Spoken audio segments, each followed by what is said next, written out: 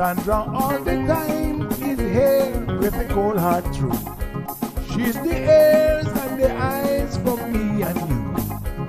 Every day, everyone want to hear from Sandra. And every time on the air, she's getting better. Tell your sister, tell your brother, tell your mama, call Sandra in the morning and in the evening. He always calling Sandra. And when they start fighting, they calling Sandra.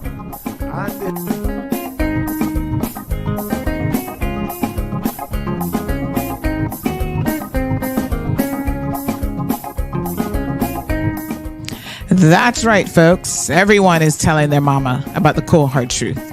Welcome to another episode with more truth-telling, more problem-solving, and of course, more tea spilling than ever before. Sit back, students, grab your tea and turn up the volume because class is now in session. Call in at 936-2626 because your voice matters. Share your opinion on issues that matter the most to you.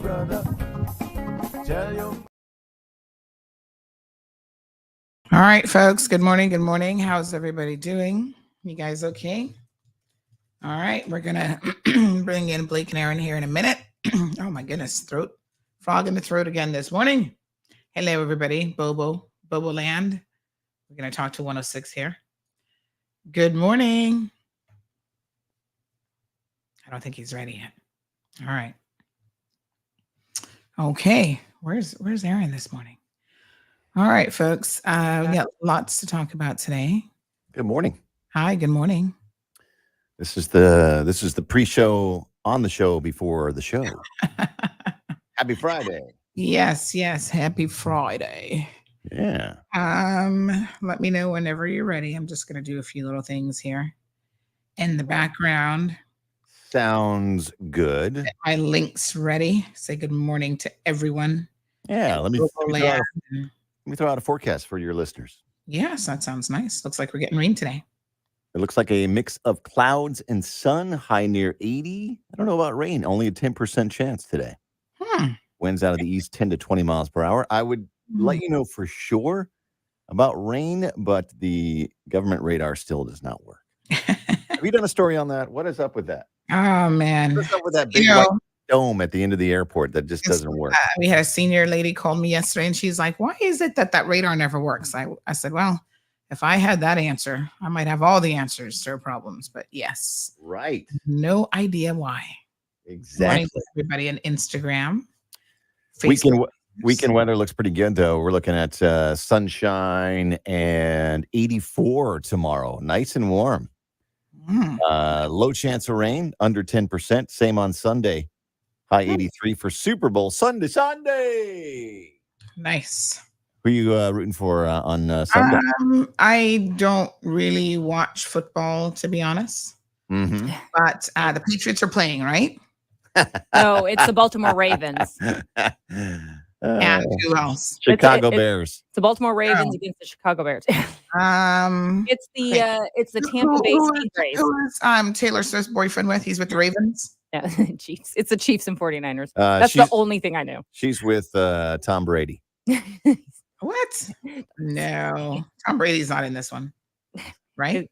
No, it's her boyfriend's Travis Kelce. Get it straight, lady. Yeah. That's the only reason I know who's playing. He plays for the Chiefs, the Kansas City Chiefs. Okay. And the San Francisco 49ers. Well, I'm gonna be a typical woman, and I'm gonna go with the halftime show. I'm going with Usher. He's gonna win. I'm gonna go with who am I gonna go with? I like a good underdog, but I kind of feel like Is her boyfriend on the underdog team, or he's projected to I'm win? going for the 49ers. I'm going for the 49ers. Yeah. They're the underdog? Yeah, I would say so. The 49ers and the Chiefs faced off in the 2010 Super Bowl, and the Chiefs won. And the Chiefs have been back. This will be their 5th time now, I think, in a bunch of years. I'd like to see them go down in a ball of flames. That's just my opinion. Yeah, well, I'm going to go with the Chiefs then. I'm tired of Travis Kelce because the only reason why he's being interviewed all the time is because he's the boyfriend. Yeah, he's not the quarterback or anything. No. What does he play? What is he? He's a tight end. Okay. Yeah, exactly. Does he have one too? I'm sure Taylor likes that. I know, right? Yeah. Well, listen, she must really like him because she goes to Kansas City a lot. That's not something people go out of their way to go to. They interviewed Patrick McCombs, because he's the quarterback. Him now because she's friends with us. And now Travis Kelce is being interviewed more than the quarterback. It's only because it's a Taylor effect. The Taylor effect. The Taylor effect. Yeah, that's a little bit annoying. There you go. That's he's writing that. All that. He's writing her coattails. Yeah, I'm sure. Why wouldn't you? Yeah. Why not? Right. All right. Let's get to some news. Okay, news time. Let's go live on KISS. Mm-hmm. Mm-hmm. Good morning, everyone. Why are we not hearing it? We need to hear it so that our feed doesn't drop. Blake, we need to hear that music. That's weird. I think big news. I have some important news for you. Interesting news. It's Blake and Aaron's Spilling the Tea with Sandy. K-Man's top news headlines of the day from CMR. Happy Friday, Sandy. What do you got for us? Hello. Good morning, Blake and Aaron. Happy Friday. Happy Friday to all of your KISS 106 listeners. Very, very interesting news. Not entirely surprising, but BVI former premier, Mr. Fa, I think is really how he pronounces it. I'm sure I'm butchering his name, has been found guilty. And he's been what? He faces life in prison. Wow. And possibly a $10 million fine as well. Wow. Pretty crazy. Yeah. Well, if you're in prison for life, the fine doesn't really matter. Yeah, I know. Well, I mean, they'll confiscate stuff maybe. I don't know if he has anything worth that. But after a 2-week trial, he was found guilty in all counts. Wow.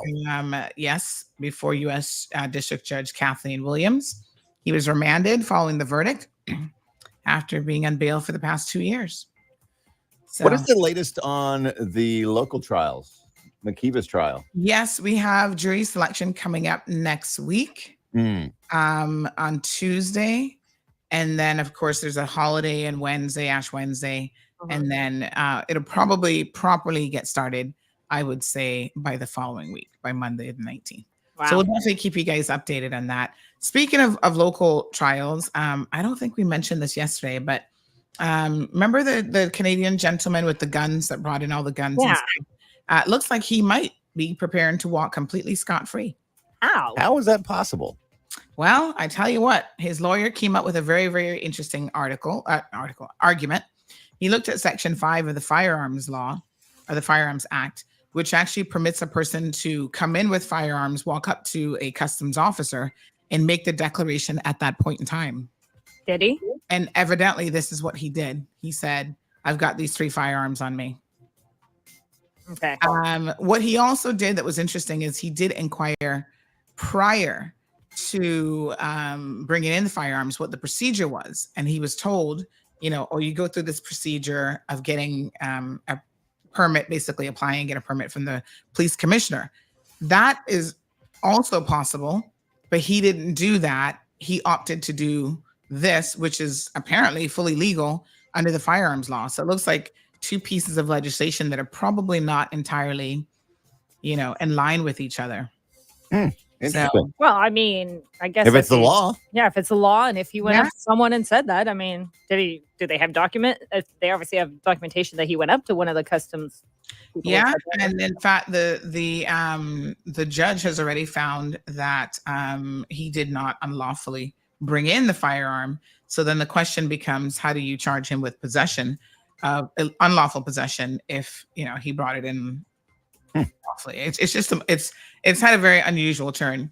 It's like you walk up to, customs, you're like, I have a bomb in my bag. I'd just like to declare that. Yeah. So maybe our legislators need to pay attention to this. Sir, welcome to the Cayman Islands. And yet they took the slingshots from my in-laws for my children. Yeah, exactly. Did you hear about this, Sandy? Yeah. I mean, I know you can't bring them in. I guess my in-laws just didn't. Yeah. You can't bring a slingshot. Tell them to declare it at the. They did. They told them. They were like, "Well, I just have these, And they're like, "Oh, you can't have those." To be fair, they did confiscate the weapons, obviously. Yeah. I mean, if they wouldn't have said anything, though, I think they would have been better. They confiscated my throwing axes too. Well, yeah, they did. Yeah, Blake was trying to, but that was for our competition for our corporate. Yeah, corporate cup competition. Yeah, that was not like you were just bring in some throwing axes. But listen, I don't know. I can go over to A.L. Thompson's and buy, go down the axe aisle and buy any kind of weapon I want. But all right, let's continue. He wants to get us back on track. I know. I got a show to run. Lavelle Marriott. We are your show. What are you talking about? It's Friday. I know. I'm gonna tell you guys, get your own segment on Bobo. We have it every morning. Right here. At 7:30. So 53-year-old Lavelle Marriott, a lot of you guys might know her for protesting colorfully all over the island. I think at the moment she's in West Bay Road, out by the Ritz-Carlton. She was issued a disorderly, she was in court, for disorderly conduct and resisting arrest for her 2022 protest. She was conditionally discharged on Tuesday after being found guilty of the offenses. So Magistrate Philippa McFarland warned her that these charges will resurface if she commits any other offenses in the next 12 months. So basically, she's like on probation, right? So the magistrate also ordered her to pay $100 towards the cost of the prosecution. That's a waste of time. So yeah, she obviously has a history of protesting. So the funny thing is after what she obviously sees as her own vindication, she's now out there protesting again. So not so sure it's going to make much of a difference, but we shall certainly see. All righty. Right. So the cleanup efforts around the island continue. I think the government officials are still making some assessments on how much financial damage may have been caused as a result of the most recent nor'wester. And when we get some further updates on that, we'll definitely let everybody know. Yeah. And it's also good, by the way, Cayman cleared from all international blacklists. Yes. That's really good. That's a big story. Oh, yes. That's huge. That's amazing. That is, that'll be our feel-good story of the day. Yeah. Absolutely. We were definitely cleared, and I think this is obviously fantastic news for us. Yep. I love it. There you go. Here's your feel-good story of the day. You ready for it? Oh, no, you have a... Oh, now you have another one? Yeah, I've got one. Okay. All well, right. Am I going to get in trouble Let again? me give you two really quick. We are 1 month away from the time change. So we're back on Central Time on March 10th. Be aligned with U.S. time. And the other feel-good story of the day is Aaron and I are going to get pedicures together today. Ooh. Look. Hold on. I don't think you want to see this. Don't do that. Do we get it before? You're going to show us before shots? Oh, my God. Yeah, Blake, you might need more than a pedicure. People are eating their breakfast right now, Blake, and they're watching CMR on. Right? They're on. You know what you need to do, Aaron? Take him to a spa that has the little fish that, help themselves to your toes. I know. Have you ever done that? I did that in Greece, and that was actually I haven't, actually. I liked it. It was interesting. Yeah, it was. I don't know if I can handle it. I think I might be freaked out a little bit. It was a little weird, but yeah, it wasn't bad. Oh. All right. So. All right, guys. Have a great weekend. Have a good day. Have a good Super Bowl weekend. Yeah, you too. I forgot we were on the air. Kiss. Yeah. Oh my God. I think Blake really needs to get his own show, man. He loves it when he's on Bobo. He's coming all out with all the party tricks. See, he even forgot that he's on with Kiss. Look at that. All right, folks. Buenos dias, everybody. Buenos dias. Miss Vernita in the house. Thank you, Miss Vernita. We've got Stephen Nicholson who's here. Good morning, Stephen. Diamond Princess. Thank you. Good morning to Richard Newton. Miss Debbie is here. Jonathan Ebanks says, now, if that would only happen to our former first premier, fingers crossed. Oh, you mean life in jail for Makiva Bush? Goddess Stephen. Good morning. I'm assuming you're a woman, but where do you get the name Stephen from? Goddess Stephen. I mean, the picture looks nice. Keisha, good morning. Good morning to you. Johan is in the house. Goddess Stephen. You only have to say good morning once. It makes me suspicious now about this account. Look at me going to figure out if it's what kind of account it is. Goddess Stephen. Let me see if I can find you. Yes, works at self-employed. Oh, this looks like pump the brakes, honey child. This is a fake account. Let me tell y'all how to spot a fake account. I'm going to educate y'all this morning. I was suspicious when they kept saying it. I've never seen this person before. Y'all know we're like family around here. And so I know the regular suspects. Not to say that we can't have new people joining the program for sure. However, even new people kind of know the rules, honey chill. So here's an example of how you spot a fake account. First of all, the name you can see immediately was what alerted me. Did it not? Remember I said, Goddess Stephen. What kind of name is that? So Goddess, most men are not going to use, not to say that some of y'all couldn't, but most men are not going to use the name Goddess in their handle. Maybe some of y'all a bit extra. Okay. So you have a combination of a male and female name, which is quite unusual for somebody to do that. And then the profile picture is this luscious looking female lady. I'm like, They put these extra sexy pictures up there to get your attention. Because you men, you can be scammed when she's pretty. Y'all like, oh, she's pretty. Let me send her some money. Send her all my life savings. Yes, honey child. And then, I mean, not for nothing, but is this even the same person? There's that one. And maybe, kind of hard to tell because they be put on weave and everything. And then I come here and I start to see the post. Congratulations to everyone who benefited from the platform by trusting and believing in the process. Oh, Lord, I don't need to read past that. Talking about $960,000 in your bank account, supposedly. Ooh, honey child. No. You look at the friend list. Yeah. And you kind of look and see how that looks so suspicious. The other thing you can do, not to say that people don't have international friends now, but when you see people with friends, like you check out their friend list, and their friend list is like all over the place, not really people with like legitimate looking jobs and stuff like that. She's got Texas, she's got India, she has, I don't know where the heck this person is, Raul Nurse, he's from the islands, St. John, Antigua, Barbuda. Then you've got someone from Kenya. I mean, the diversity of the friendship list means that these people are either fake accounts themselves, Guyana, or they're just randomly accepting somebody, Toco, that they have no idea even who this person is. So that's another red flag. The other interesting thing is if you see too much of a percentage of men as friends, that is another red flag. Now, y'all learning some of the secrets of the trades here today, honey child, from these scammers. So the majority of her so-called friends, I would say so far, just taking a scroll, probably 95% are men. That is highly unusual. Most women, I mean, not for nothing, but we ain't got that many male friends. You'd have a 50-50 split, or maybe 75% women and the rest, 25% men. So you got to pay attention. As you can see, almost everybody on here, there's a female finally, but almost everybody on here is a man. That's because they're just looking at this pretty fake picture and profile and thinking, ooh, this pretty woman has friended me. And so I want to be her friend. And then again, look at the posts. The posts are kind of a giveaway where she's trying to tell y'all, I don't even know what currency this is supposed to be, but they ain't American dollars, honey child. So I'm not believing it. This could be 50 cents as far as I know.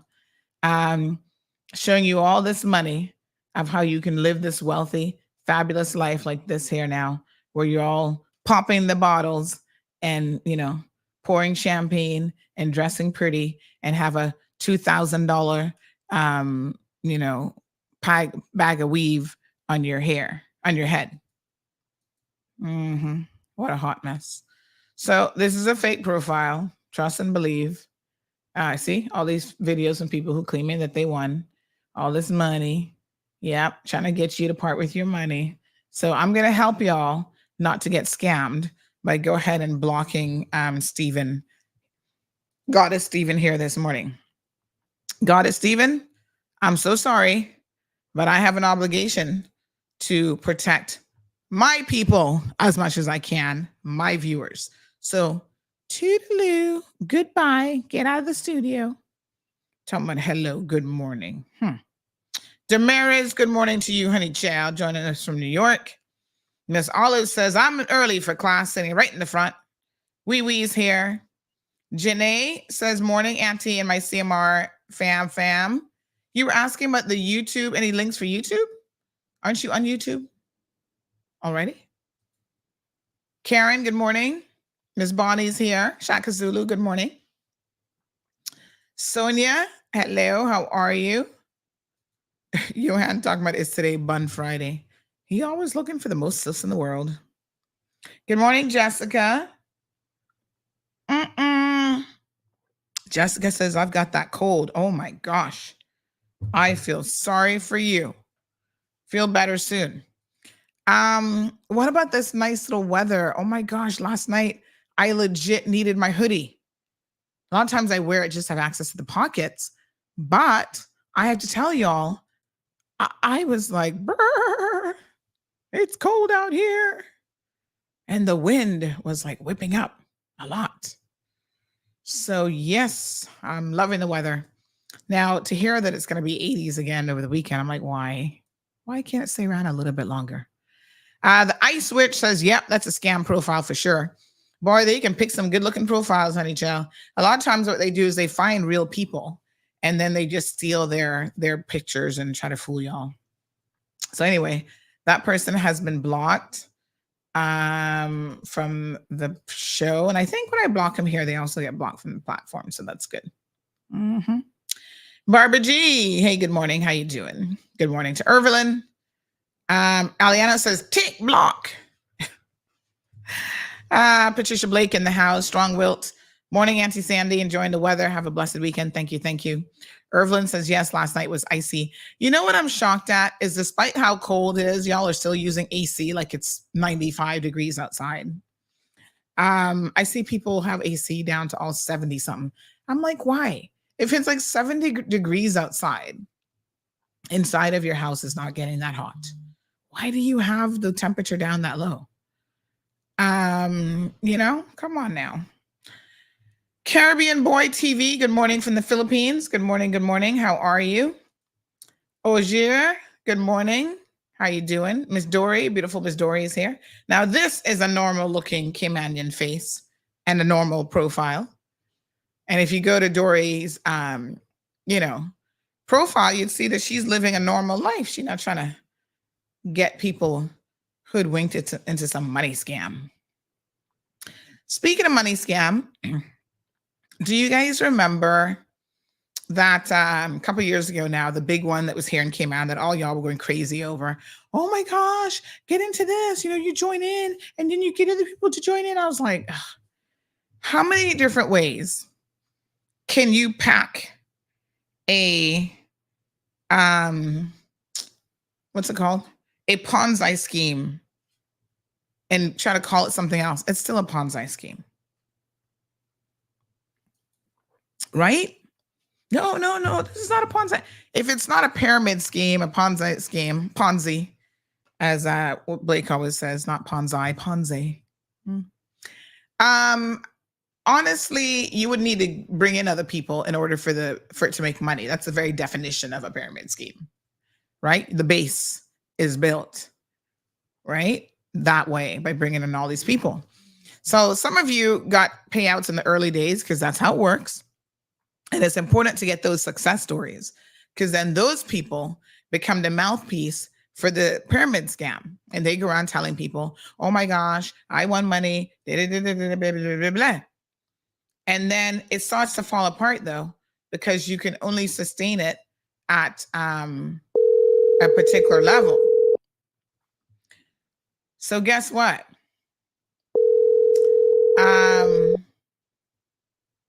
In addition to that, there was one recently that finally fell apart in Jamaica. And the story goes that these people lost millions of dollars. Now, I don't know if that's millions of dollars Jamaican dollars, to be honest. Let me have a look. Jamaicans lose millions in Ponzi scheme.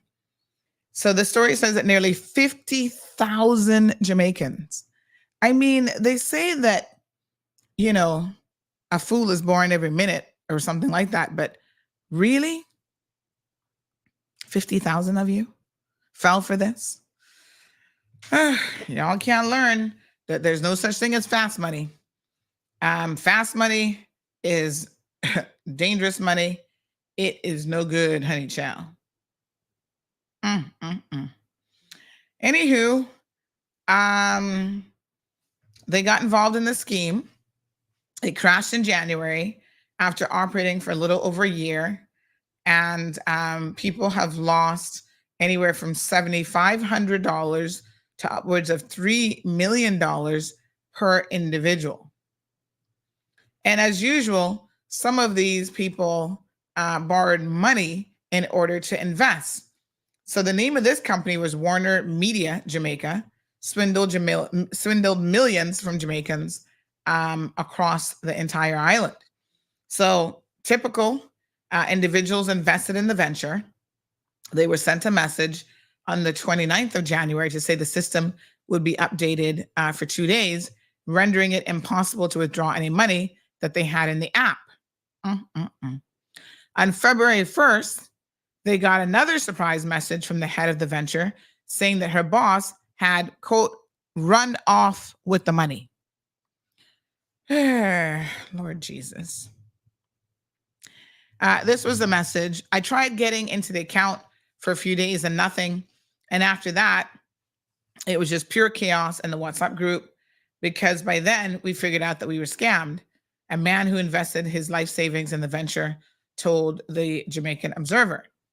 Some people said that they borrowed money to invest with Warner Media Jamaica after seeing others reaping huge returns on their investment. The Observer also said that a spinoff of this entity called Get GXL allegedly defrauded thousands of people in Trinidad and Tobago last year as well. So listen carefully, folks. This is, you know, I keep telling y'all, there is no way if somebody comes to you and, oh, you can get 25% return on your money. Hello. Get a job. Seriously. Just get yourself a job. It sounds too good to be true. Aunt Lottie used to say, if it sounds too good, everybody say it together with me in unison. If it sounds too good to be true, it is likely not true. Not likely, it always is. Right? Stop with the pipe dreams already. Yes. Don't be hoodwinked by people. My goodness. I don't know. Oh, why am I so fuzzy all of a sudden? Is that what just happened? Did y'all notice that I just went completely fuzzy? Is that the camera or what? Whoa. What's going on here? What's going on here, honey chill? Hold on now. Let me see. All of a sudden I look very fuzzy. Is it the camera? Wake up, camera.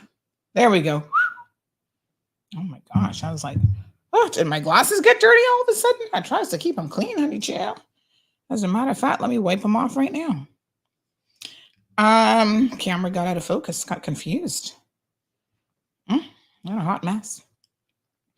So yes, folks, just Leave the get rich schemes alone. They don't work.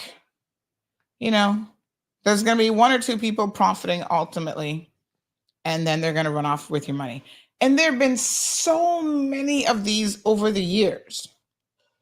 And I always get people who always try to get me involved in them. And I look at them and I say, honey, you really thought that my aunt raised a fool? Come now. I worked too hard for my 2 little coins to be giving it away to people or being scammed. I have been scammed once in my life. One time. By Chinese people, no less. And really, I was trying to order product out of China. And I had given them specifics on the exact product that I wanted. It was a company, verified everything, sent my money.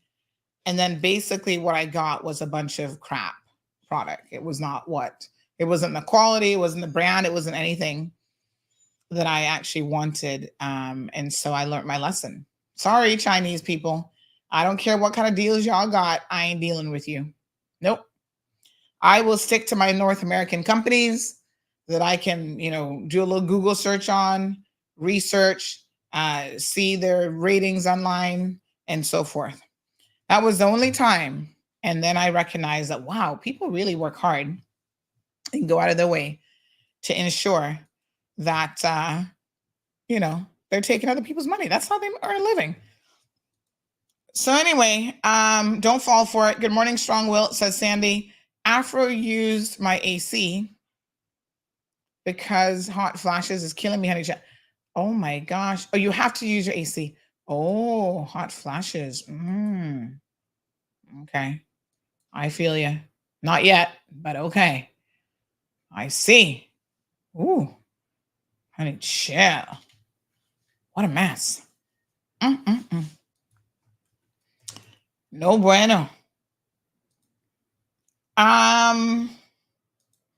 Irvin says that her husband likes to use the AC, then wrap himself up in a blanket from head to toe. Good morning, First Lady Jayanne. Janae, you say you can't see me on YouTube, but aren't you watching on YouTube? It says that you're watching on YouTube, so I'm a little bit confused. But we should be on YouTube. Hold on. Yeah, the YouTube is there. 125 people are watching on YouTube, Janae. Let me just put the link here again. But it says you're watching on YouTube, so I'm confused. Gullible for quick money, says Miss Dean. Morning, Damien. Miss Darlene says, always remember, if it sounds too good to be true, then it is no good. OMG, when will we learn? There's something inherently wrong with people where they just want fast money. That's why they get involved in all sorts of foolishness and scams. Let me think of some of the ones that y'all have fallen for over the years. Remember the travel one where any and everybody could be a travel agent? Remember when that was going around? I had a few of you messaging me. Oh, but Sandy, you can become a travel agent and it's so easy. You just pay this and they give you your website. I'm like, please stop messaging me. I was like, do not message me. I'm really not that person. Yes, but I'm using it. And, yeah, because you're that person. You fall for every pyramid scheme. There are some people, there's something about their personalities that makes them very, very open to being a victim of these types of things. They just want to believe that there is some kind of quick way to make money. I mean, there might be things like prostitution. I guess that's a quick way to make money, but I'm just saying. No proper way. So, yep, there was a travel one. I remember that. Y'all were messaging me. Oh, look, I'm a travel agent now. I was like, please. So there's one person who always sends me these things for years. And I here's one. Hey, Sandra, this is back in 2006. Hey, 2016, sorry. Hey, Sandra, want to give this a try? I just ordered mine. Let me know if you're interested in placing an order. Are you ready for healthy you? Oh, let me see. They sent me a YouTube link. Let's see if this link still works. Nope. Video isn't available anymore because the scam fell apart. So I don't know what they were pushing for that one. Who knows? Probably some kind of pills. So that was 2016. And the person came back and said, "Woman, are you there? I want you to try this out." And I say, "What is it?" Laughing out loud, weight loss and health products. I ordered the tea and the NutriBurst natural products, hun. And I say, "Not interested, but thanks." This is me trying to be nice. They reply, "Oh man, give it a try now." I said, "No, thanks. I'm all set." Thumbs up. And then I say to them, "Whatever happened to the travel business?" Because they had come to me, but the travel business before. "Oh, become a travel agent. Look, get your own travel website." I was like, oh my God. Do you guys not know that travel agents are actually like professionals? And they have, even if it's just on the job training, and a good one has been doing it for years, and not every Tom, Dick, and Harry can just throw up a landing page and claim that they're a travel agent. So she says, "Oh yeah, still in. You ready to join?" I said, "Nope. Haven't heard of anyone making any money." "Oh, well, don't know who you spoke to." Everybody. "I can, if you from my team, call you personally if you're interested." I said, "Nope, it's okay. I know people who are doing it." This is back in 2016. "Let me know if you want my team to call you, though. They can confirm it. They'd be happy to speak with you." I was like, Lord Jesus. It's always something. You know, the one scam that probably does work, though, are churches. That is the one scam that I must admit is lucrative. And it has been for a very long time, for thousands of years. Giving people money. All right. Damien says, "I can see a lot of Jamaicans falling prey for something like that. They're always looking to make easy, fast money." Well, it's not just Jamaicans, it's everybody. I mean, I could not believe the number of people in Cayman with that whole friend circle thing who were jumping up and down. And the weird thing about it, it's like a level of hysteria, because ordinarily what I would consider sensible people, my friends, were like, "Oh my God, Sandy, look at this. This is legit. This is real." I was like, please tell me that you've not. "Oh no, but this person who's like a top person over at customs, they're going to the meeting." I said, really? They have less sense than I thought. Yeah, all these, and it's an interesting sort of phenomenon with human beings, but when you have people who are in a position of like power, prestige, they're important people, they can sell you something easier than the bum on the street. And I guess it makes sense because those are people who you tend to trust. You might not understand much about the world, but you trust that they know more. And you're like, well, say, I'm just going to throw an example out there, right? Say France Manderson, he wasn't one of the people, but say France Manderson did it. Then they use the clout of France Manderson's name to get other people to join up and to do it. Well, look, France Manderson, he's the deputy governor of the Cayman Islands. He's a smart guy. He's educated and he's doing it. And I heard him say he made a lot of money. And that's when y'all go, oh, well, if France did it, then I must be able to get some money too. And that's how it works.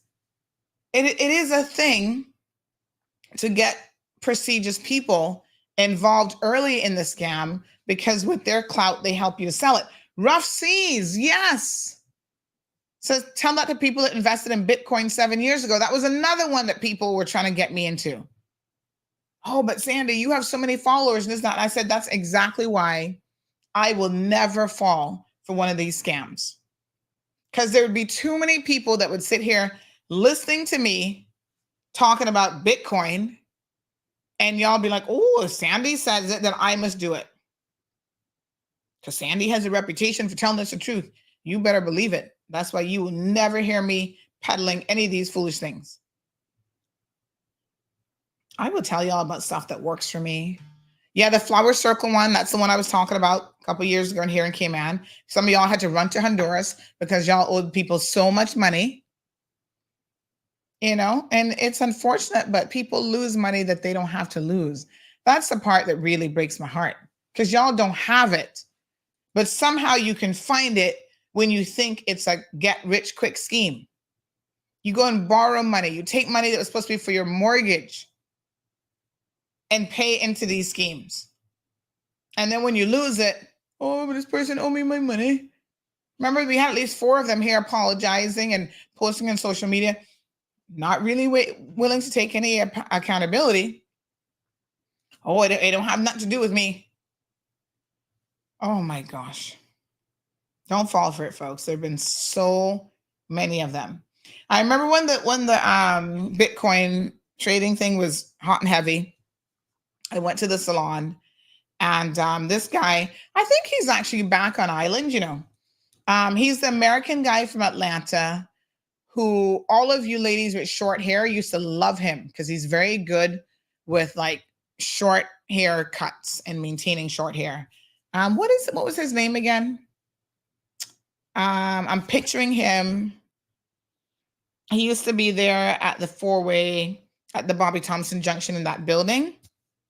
And then he left under very spectacular circumstances. What was his name again? Oh gosh, help me out now. Oh man, it's like on the tip of my brain. Begins with a Taylor. Oh man. Somebody help me out here. What the heck was his name? Y'all know who I'm talking about, right? The African-American guy. Anyway, he was there, and that year I went in. Skylar. There we go. Thank you, honey child. Y'all loved y'all some Skylar. Woo! If Skylar was a piece of chocolate, y'all were like yum yum yum yum yum yum yum eating up Skylar. But I must say he did, I went in and I got a cut. I cut off like all my hair. This is probably around 2018 or so, I want to say. Because Gigi was born in 2016. Maybe it was 2016. Maybe, yeah, about 2018, I think. I chopped off my hair. I was like, let me get a good little haircut. Not all the way low. Like some of y'all can wear some beautiful, really short hairstyles. I don't think I have the face for that, honey. My face is too fat for that kind of style. So Skylar, yes, y'all love Skylar. So I remember him in the salon trying to sell me on this whole thing. Oh, I'm trading right now. I was like, dude, what? Yes, I'm watching my account. Look at my investment. I said, poor you. You're trading. You have sufficient knowledge and understanding to be trading in Bitcoins. I was like, child, what wrong with you? Honestly, what is wrong with you? I was not impressed. I'm like, focus on what you know and what your primary business is, which is doing people's hair, doing ladies' hair. And don't be worried about no Bitcoin. And of course, that ended in spectacular fashion for a lot of you and stuff as well. All these trading scams, I'm like, Lord. 12% is the industry investment standard on your return on investment to Shaka Zulu, if you're lucky. At least that's the return investors hope for. Most times they will land at less than 5%, if lucky. Scamming is real. A fool is born every minute. Child, I'm convinced they're born every second now. And there's a lot of people who are still, hanging on to the whole Bitcoin thing. Like, oh, I'm still doing it. I'm still trading. Somebody says Skylar worked at Impressions twice. Yeah, y'all seem to like Skylar a lot. I know he laughed, and then there was remember, it was all over social media. He left y'all high and dry. All of a sudden, women were like, oh my God, I don't know what I'm going to do with my hair. I'm like, child, just brush it. Be like me. Pull it back in one and don't worry about it. So Aliano says AI talk, and the only thing they catch is you playing music in the background. Amen, Shishaka Zulu. Churches get the process down packed for centuries. I mean, I'm not trying to pick on y'all churches, but let me be honest. Where else can you go and tell people to give 10% of their money? Just hand over 10% and they're going to hand it to you. And you have pastors drive around in fancy cars, living in big houses that they don't pay for.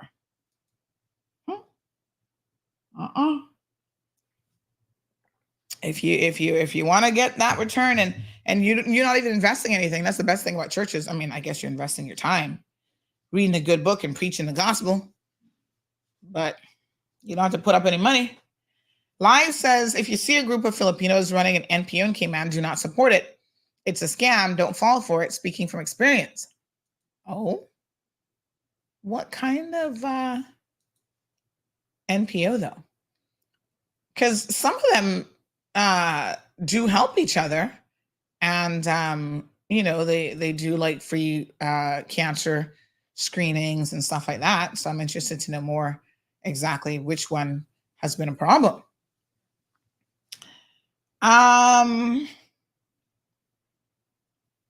Damien says, Bitcoin started in 2012 and look at what it's worth now. No, don't get me confused. There is Bitcoin, the currency, and then there's all these Bitcoin, get rich, become an investor, your own investor overnight kind of thing, and then sign up people. Anything that requires you to sign up other people for you to be profitable is a scam. That's the definition of a pyramid scheme. And the only way they work is they're built on the number of people that you can hoodwink into signing up. Right? And so that's why when people approach me and they're like, cryptocurrency, crypto scams, whatever. Oh, yeah, you can get thousands of people to do it. I'm like, Lord Jesus, I would never, ever, ever in a million years do that. Some investments, folks, like, property makes normally good sense. Invest in property. You can rent out property if you buy like a second home. You got your little investment property. Rentals tend to be pretty solid in this country. Most people don't know enough about the world of cryptocurrency or Bitcoin or anything else to make any sensible decisions about it. And when I say most people, I mean 99% of the people out there. Yep. So leave it alone. If you don't understand it, then simply leave it alone. You don't need to be involved in that. Okay? All right. Let me see here now. This person says he's the A word. They did this little girl like, he's an A, AWS. He's now at Artista upstairs behind Eastern Avenue gas station. Oh, well, he keeps landing jobs, honey Jill. He seems to be able to find jobs. This person says Bitcoin was not a scam, though. Only the fools that tried to sign up for the trading classes 7 years ago. If you got in, you're happy now. If you tried playing trader, you're broke now. Trading not for the weak or the stupid. Well, I can assure you that most people who are trading or think that they're trading, if that's what they want to call it, have no idea what they're doing. That's not trading. That's some app fooling you until it's ready to steal your money.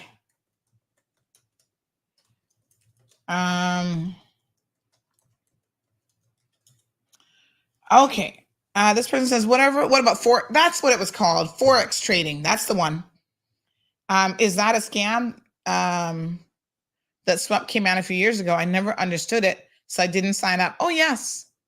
Yes. That was spectacular. Now, that's what he was claiming. He was a Forex trader. I was like, child, please.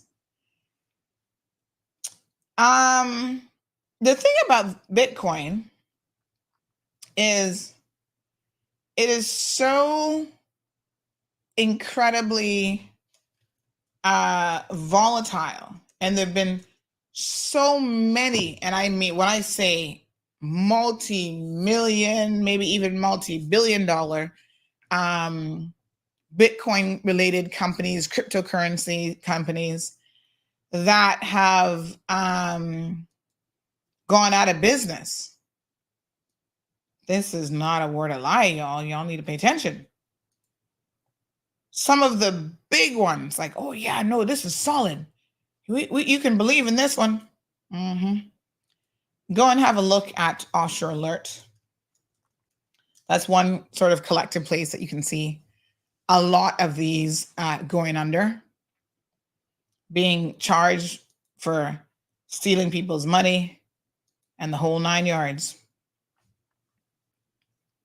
I log in occasionally into Offshore Alert to kind of see what's going on, and I can tell you the number of cryptocurrency houses and whatever that have been shut down is nothing short of spectacular. Oh, Cayman arm of GEMS Education Group faces liquidation. $64 million unpaid Swiss rent award. $64 million. These people. Listen, the one thing about them is they're not playing with toy money. These people have some big mega bucks. Wow. Honey, yeah. I'm still trying to figure out why my phone is ringing differently recently. Anyway. Good morning, caller. Morning, Miss Sandra. How you doing? Not bad. How are you? It's your favorite politician, Hunter Walton. Well, you're not a politician yet, but continue. Actually, I don't want to be a politician. Let me correct myself. I would hate to be a politician. Because what I've learned about the politicians in Cayman, I'm not interested in that. But what I want to say, right? I hear you talking about crypto. Wait a minute. You're confusing me now. When you see, I said what I wanted. I wanted to talk about. No. My brain just froze for a minute when you said, you don't want to be a politician. So what do you want to be? I don't want to be a Caymanian style politician. I want to be a revolutionary, because that's what Cayman needs. We need drastic change. But don't get me started, Miss Sandra. Please, I need to learn more. but you want to be. I'm just trying to clarify what you're saying, because you can be a revolutionary that has nothing to do with politics, but you're still saying that you want to be an elected official, or are you saying that you've given up on that? That's where I'm trying to get some clarity. Not. I think that we need more elected officials with this mentality. Oh. Okay. That's what I'm saying. So, from the average person's perspective, you still want to be a politician. Oh yeah, absolutely. Average Caymanian, just your regular Joe. I hope that doesn't bother you. All right, continue. No, I'm just seeking clarity, because sometimes when you say certain things, if I'm confused, other people are probably confused too, you know? Yeah, well, we still got a lot of work to do, Miss Sandra. I am young. I just jumped into it. So, like I said, I got a lot of work to do. I've been doing my research, and I've been learning about, a lot of the callers even calling in on this show, and I see their style and stuff, and it seems like a lot of acting, some good acting, I have to say. And I'm not keen on acting. I'm not gonna play any games with anybody. I'm just gonna do what I have to do and speak from my heart, So that's the direction I want to choose. I don't want to follow the path of, many politicians that we see today, because it's just gonna lead us deeper into this mess that we got going on here. So we're trying things a little different. Okay. I just like to put that out there. Okay. But please, my heart's already pumping. I can't deal with it yet. I'm still practicing, learning, preparing myself. Election's a long time away. So we got a lot of work to do, and I'm aware of that. But I wanted to talk about crypto, because I hear you putting down on crypto so bad this morning, Miss Sandra. I made a lot of money on crypto, and I've also lost a lot of money. And I don't think it's a scam by any means. It is a very volatile market. I think that if you know what you're doing and you follow the rules, you can make money. Okay? I'll give you one of the rules. The number one rule for everybody out there: please bear this in mind anytime someone mentions crypto. Never buy at an all-time high. Okay? That's the number one rule in crypto. You know what the number two rule is? Don't buy. Pardon? Don't buy at all. No, you only lose. Number two rule is you're only gonna lose money when you sell. All right. If you've invested into the crypto market, the best thing you could do is play the long-term game and hold out. Buy good coins. Bitcoin has been proven time and time again It's a great investment. There's a lot of other great investments out there. But again, don't buy it So all let me ask you a high. question. You said you've lost and you've made money. Overall, have you lost or have you made money? Which is it? Overall, I am probably I'm probably averaged out.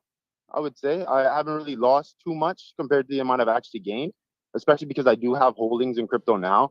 The market it's all right. It's doing good. We're in the green, but again, it's a very volatile market that could change by next week. We could be in the red next week.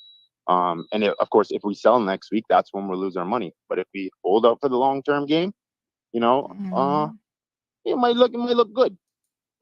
But crypto's known for having a bull run every year.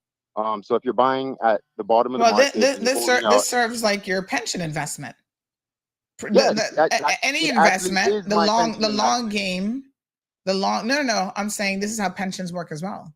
The long game is what makes you a winner, not the short term, not even 3 years or even 5 years. It's over the 40-year, 45-year of a career that you actually see returns. So this sounds just like pension investments to me.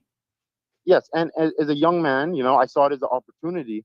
Obviously you should never invest money that you can't lose, that you can't afford to lose. But for me, I thought of it as a way to diversify my portfolio. As being a subject of the system here in Cayman, I've had multiple jobs for multiple Caymanians. A lot of you listeners might respect that haven't either paid my pension or even given me health insurance at all. That's another topic I'd like to touch on, is the fact that Caymanians get worse treatment from employers than somebody who comes here on work permit. No one's looking out for us. Again, so I have $350 in my pension, and I've had 5 jobs, and I'm 27 years old.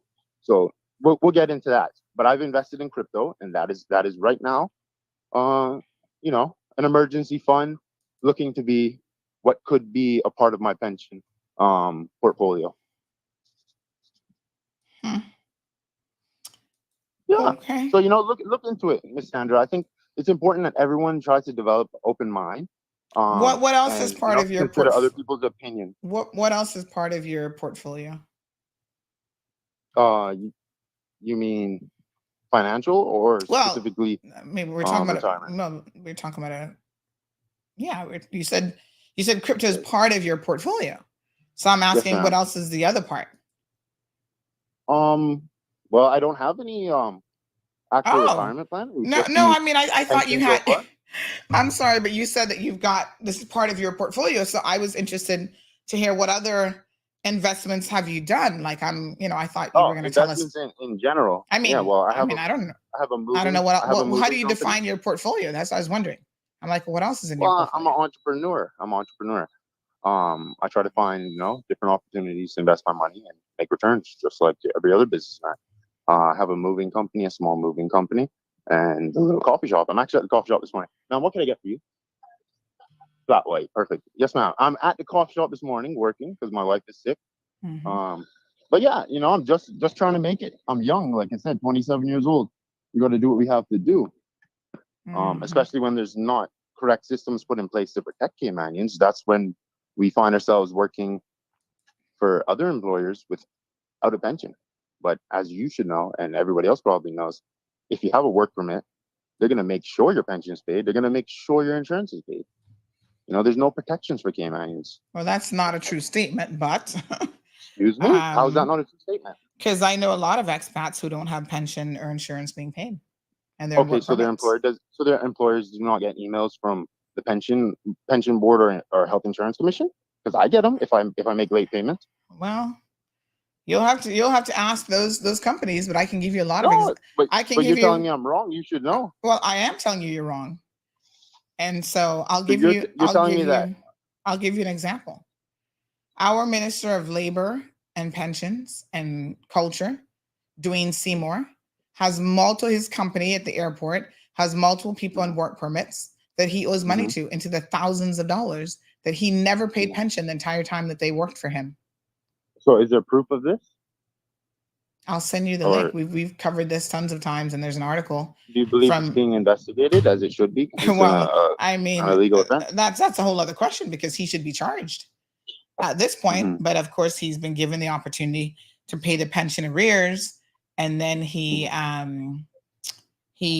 fools around with when he decides to pay it.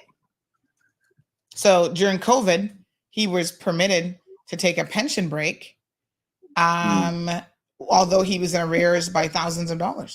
$425. Okay. So, but it is illegal, and there are protections in place, right?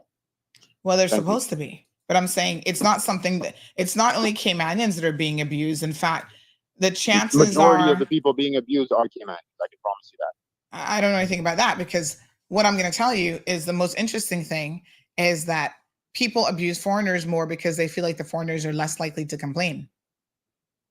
But when you go and you fill out a work permit, you have to make sure that that person has insurance and pension before you can take out a year permit. That doesn't mean that that doesn't mean that you maintain it. Doesn't mean you maintain it, but if they do not maintain it and they're proven guilty, it would be with intent, obviously. Right? It's not a law that requires intent, but let me send you a link so that you can have a look at the history of what I'm talking about. The point that I'm trying to make to you, Hunter, is people on work permits are more at risk of having someone not be compliant with the labor and pension insurance laws than Caymanians are. Because there are companies that know, right? You're not gonna mess with a Caymanian's money, their insurance and their pension. Because I got a brother in Georgetown that can beat your you know what. Oh yeah. They'll go Boston Town and find John. He knows that the poor Filipino worker, the poor Jamaican worker, the poor worker from Nepal don't have nobody here who gonna really be looking out for them. That's why they be calling me. So this man isn't making payroll. Let me give you another example. Since you obviously haven't heard of these cases, I think that it's important that you know how egregious this situation is, because this is horrible. Every day I sit in court and I see companies that haven't paid insurance and pension. And like I said, it is mostly the expat workers that are being impacted by this. You've heard of Ruth Anna, what Ruth Anna's name again? Ruth Anna. Oh, and everybody named this morning, boy, and I hear. Well, I mean, when you break the law, then you break the law. And I read the business who you is. I don't care who your mama is and who your papa is, and what 23andMe says about who your family to. Yes, she has been featured for not paying pension and insurance on her staff. This is a prominent Caymanian. You're saying that, you'd be surprised who's not paying. I wouldn't be surprised. Where was her staff from? Sorry? Where was her staff from? They're all on work permits. Okay, all right, all of them. Yeah. So when was the last time you heard a case of a Caymanian? Well, I'm not saying that it doesn't happen to Caymanians. What I'm saying to you, your statement that it happens mostly to Caymanians is not a true statement. I'm telling you that the victim is more likely to be an expat. Okay. So you're saying and you know what she told a Filipino? Let me tell you what she told a Filipino worker. She told a Filipino worker that you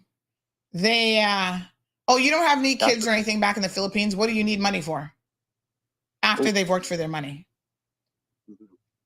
A Colombian woman, since we're talking about expats here this morning, a Colombian woman was working at her place of business, was pregnant, went to the had a situation, went to the hospital, right? Only to find out that she had no insurance coverage, and she ended up losing her baby. Wow. Yeah, she's owed people pension for years. Yeah.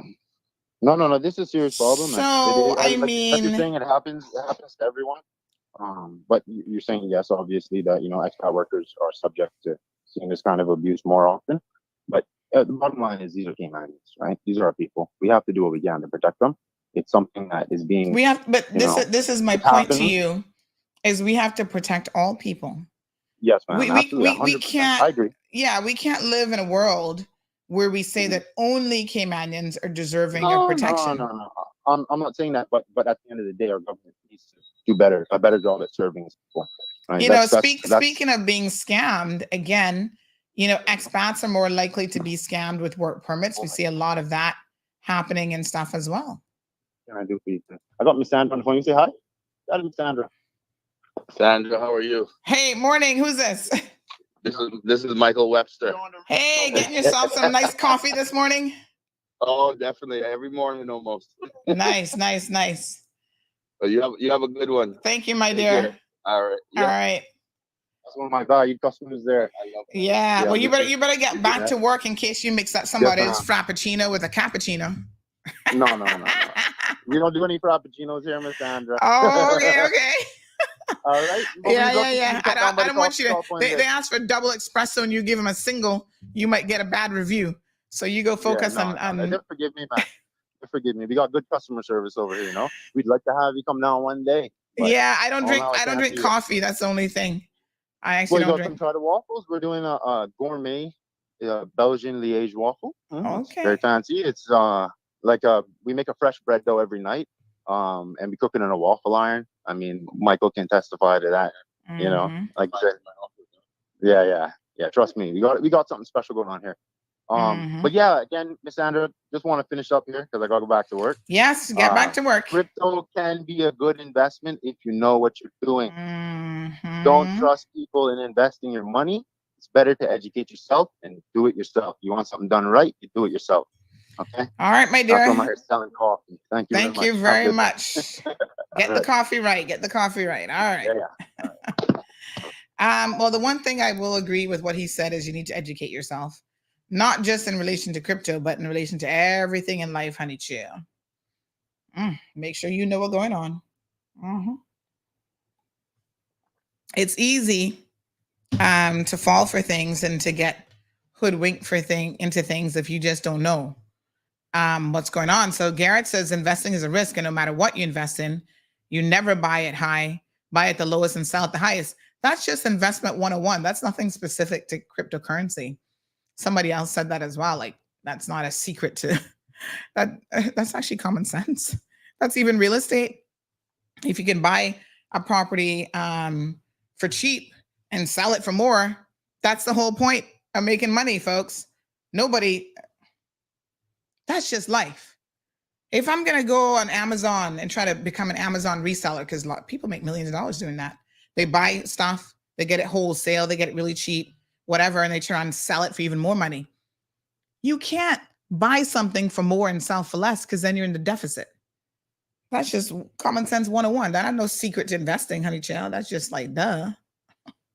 As them children to playground would say, duh, you'd be stupid if you didn't know that. I'm just saying. So yes, buy low, sell high, everything in life. I'm still not convinced that y'all know one damn thing about no cryptocurrency. I'm just saying. I was seeing here another case, U.S. versus Rodney Burton, criminal indictment for Bitcoin Rodney. There are so many of these folks that have, the best way to learn about these is to go and read every single one of them that have been charged with fraud. There was this one crypto lady, she's disappeared off the face of earth. She can't be found. She's out there with people's millions of dollars now trying to get plastic surgery so that they can never find her. Good morning, caller. Good morning, Sandy. How are you, honey child? I was listening to this good talker. He's a great talker. He's a bullshit artist. Probably be careful with the words you're choosing. Okay, use the acronym BS. I think we can get away with that on radio. Okay.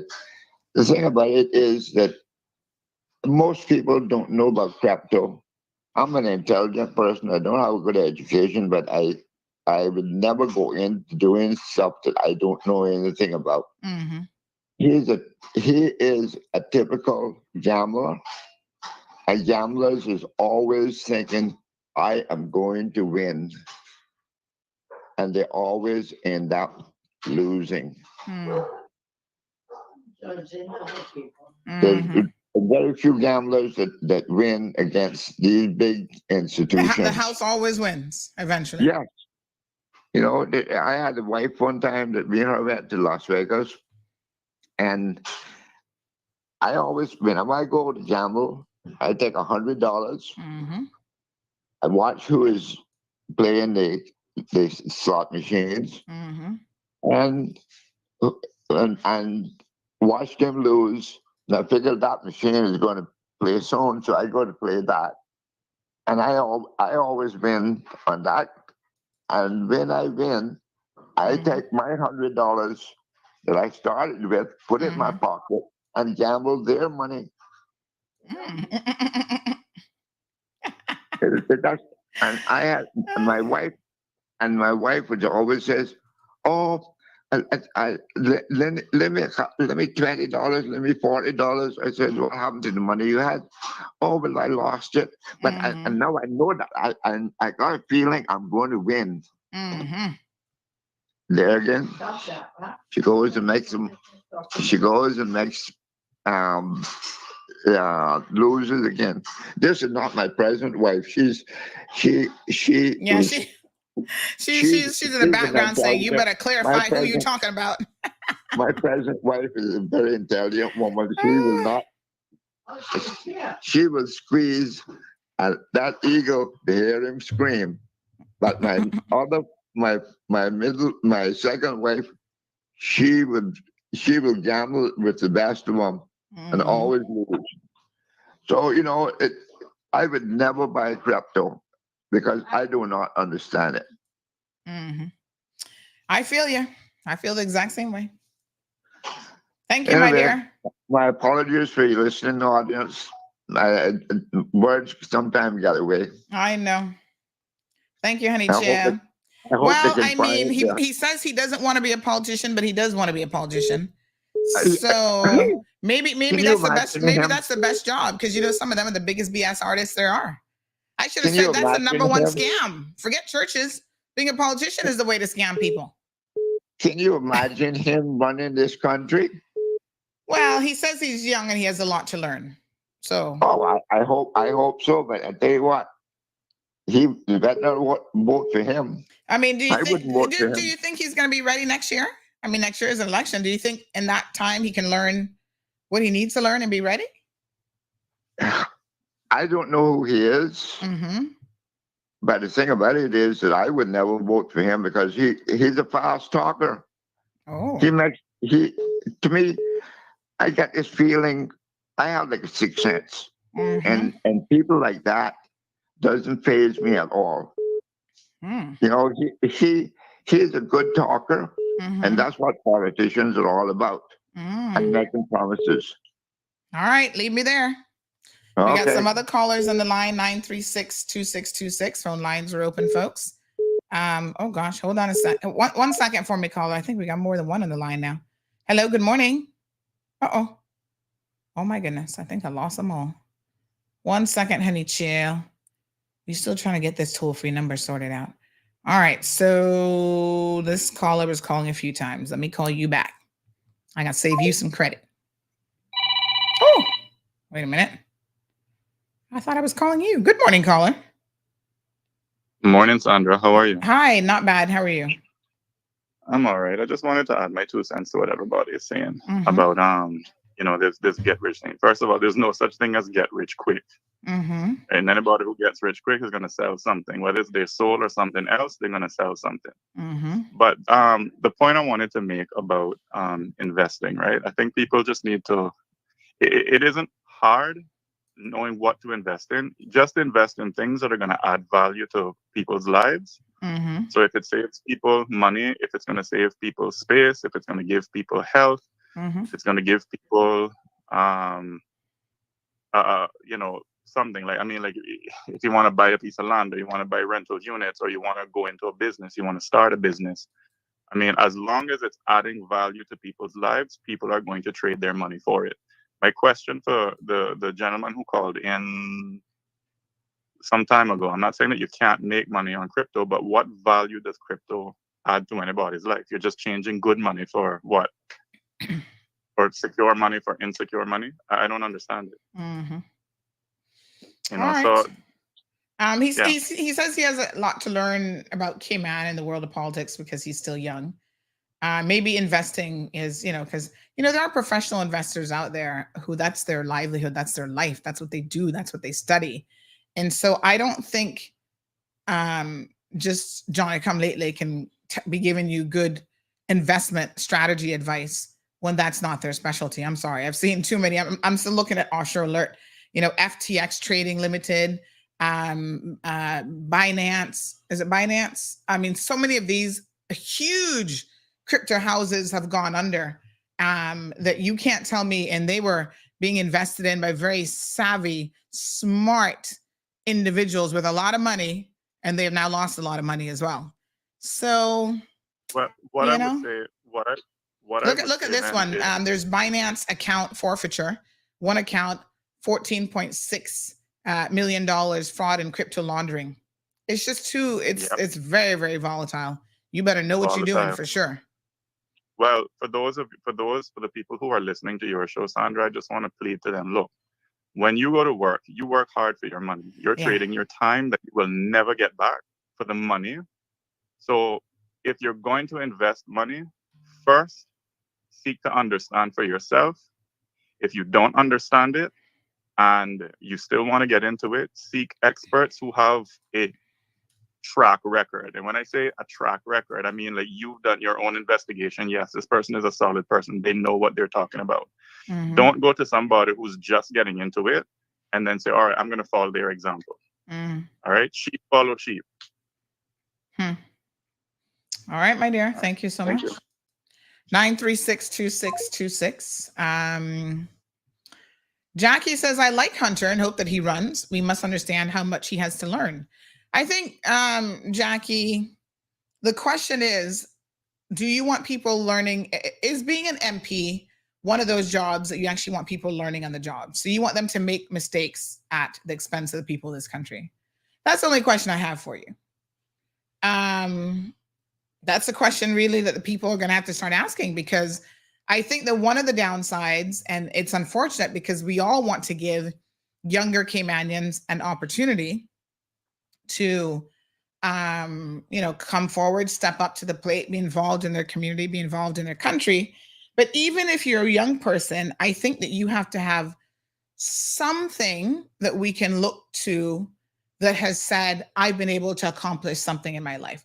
The last time we were talking about this in relation to Hunter, somebody said to me, well, Sandy, does he have to, because we're talking about his businesses, and he said, oh, I've had 6 failed businesses, whatever. But now I got a coffee shop 6 months in or whatever that's doing well. So the person said to me off air, does he have to have a successful business for you to think that he is, candidate material? And I said, no, absolutely not. But he has to have done something. And this is general rule for all candidates out there. I don't care what you're into, business, working for somebody. You've got to show me, though, that you have certain traits, a certain amount of experience. And one of the traits, because as an MP now, you are responsible for helping to, not necessarily write the legislation, but you're helping to put legislation in place that's going to benefit the lives of these people, policy decisions, right? Spending your money, all these things.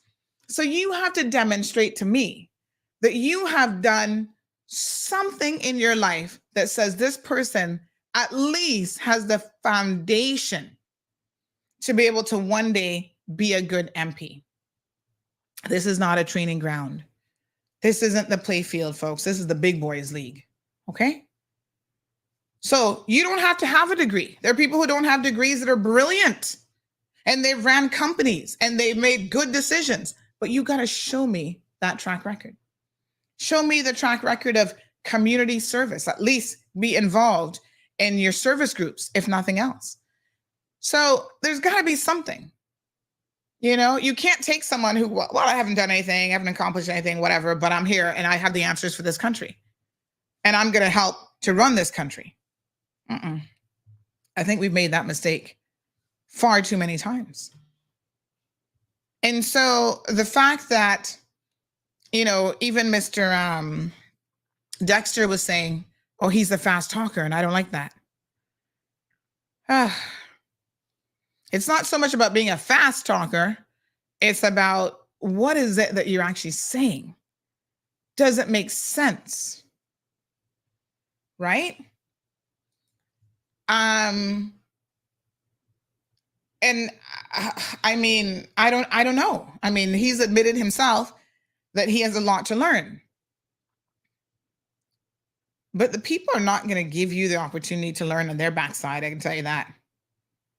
We are too much in a volatile situation now to put people in there who don't have the relevant experience. So Patricia Patricia, is this your official announcement this morning? She says that she's going to be running for office.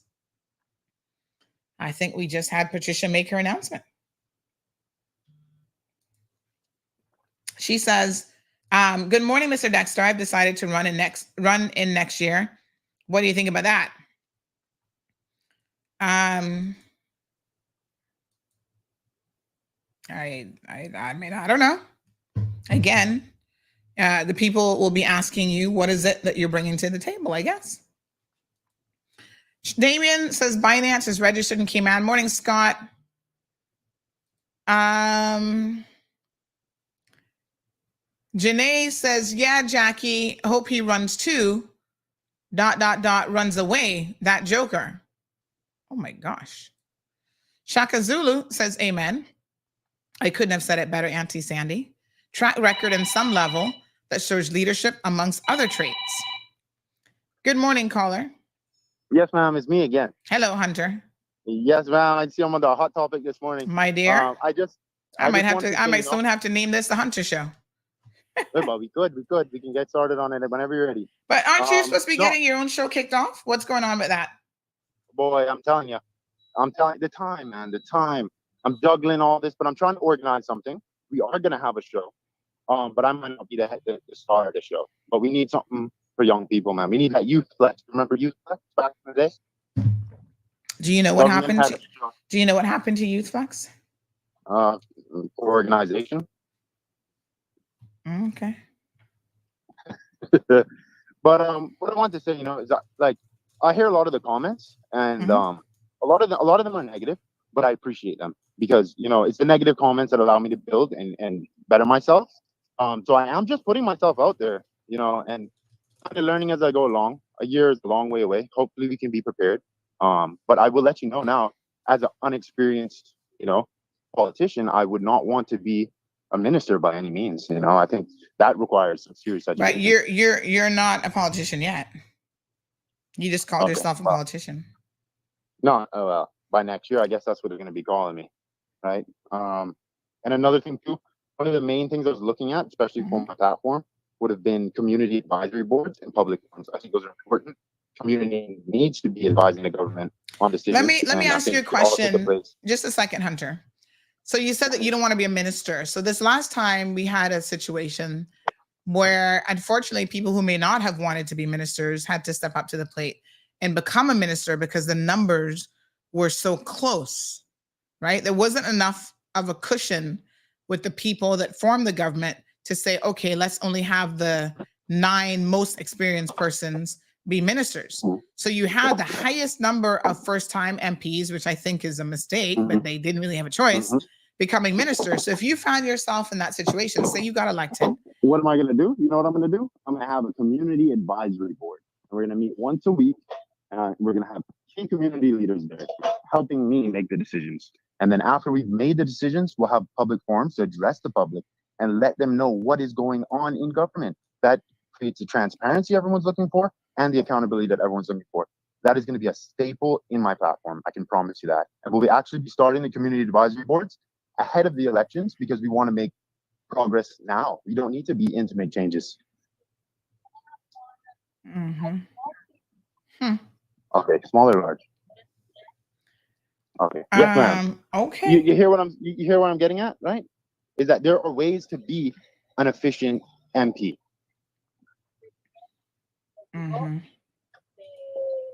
So you sound like you're taking a page out of Kenneth Bryan's book, where you're going to consult with the people for every decision. Well, that's a good idea, and I respect Mr. Kenneth. Out of all of the politicians, I respect him the most. And I know people have their opinion about him, but what I see him doing with the public is respectable. I respect that man. Okay. And what do you see him doing with the public? I'm not saying that I am I am going to be, aligned or in any way with Kenneth Bryan, but I do respect a lot of the things. And that he does. tell He's very me, give me 2 examples of what you see him doing with the public specifically that you respect. Well, I'll tell you what. You go Georgetown Central, you see the man. Everybody, you can't talk bad about him. He calls his people. He talks to his people. That's the most important thing, that you are communicating with the people, your constituents, right? And that's one of the big things I respect about him, is that he's actually out in the community. If I had an MP like that, I wouldn't be running.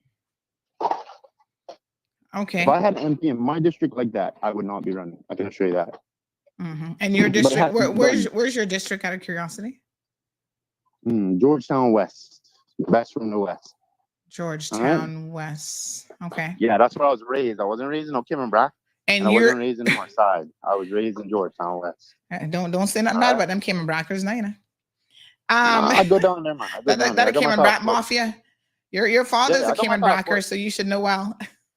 Yeah, no, like I said, I have my passport, right? And what was the second thing? So you said one is visibility. And what's the other? I said to give me 2, so give me one more.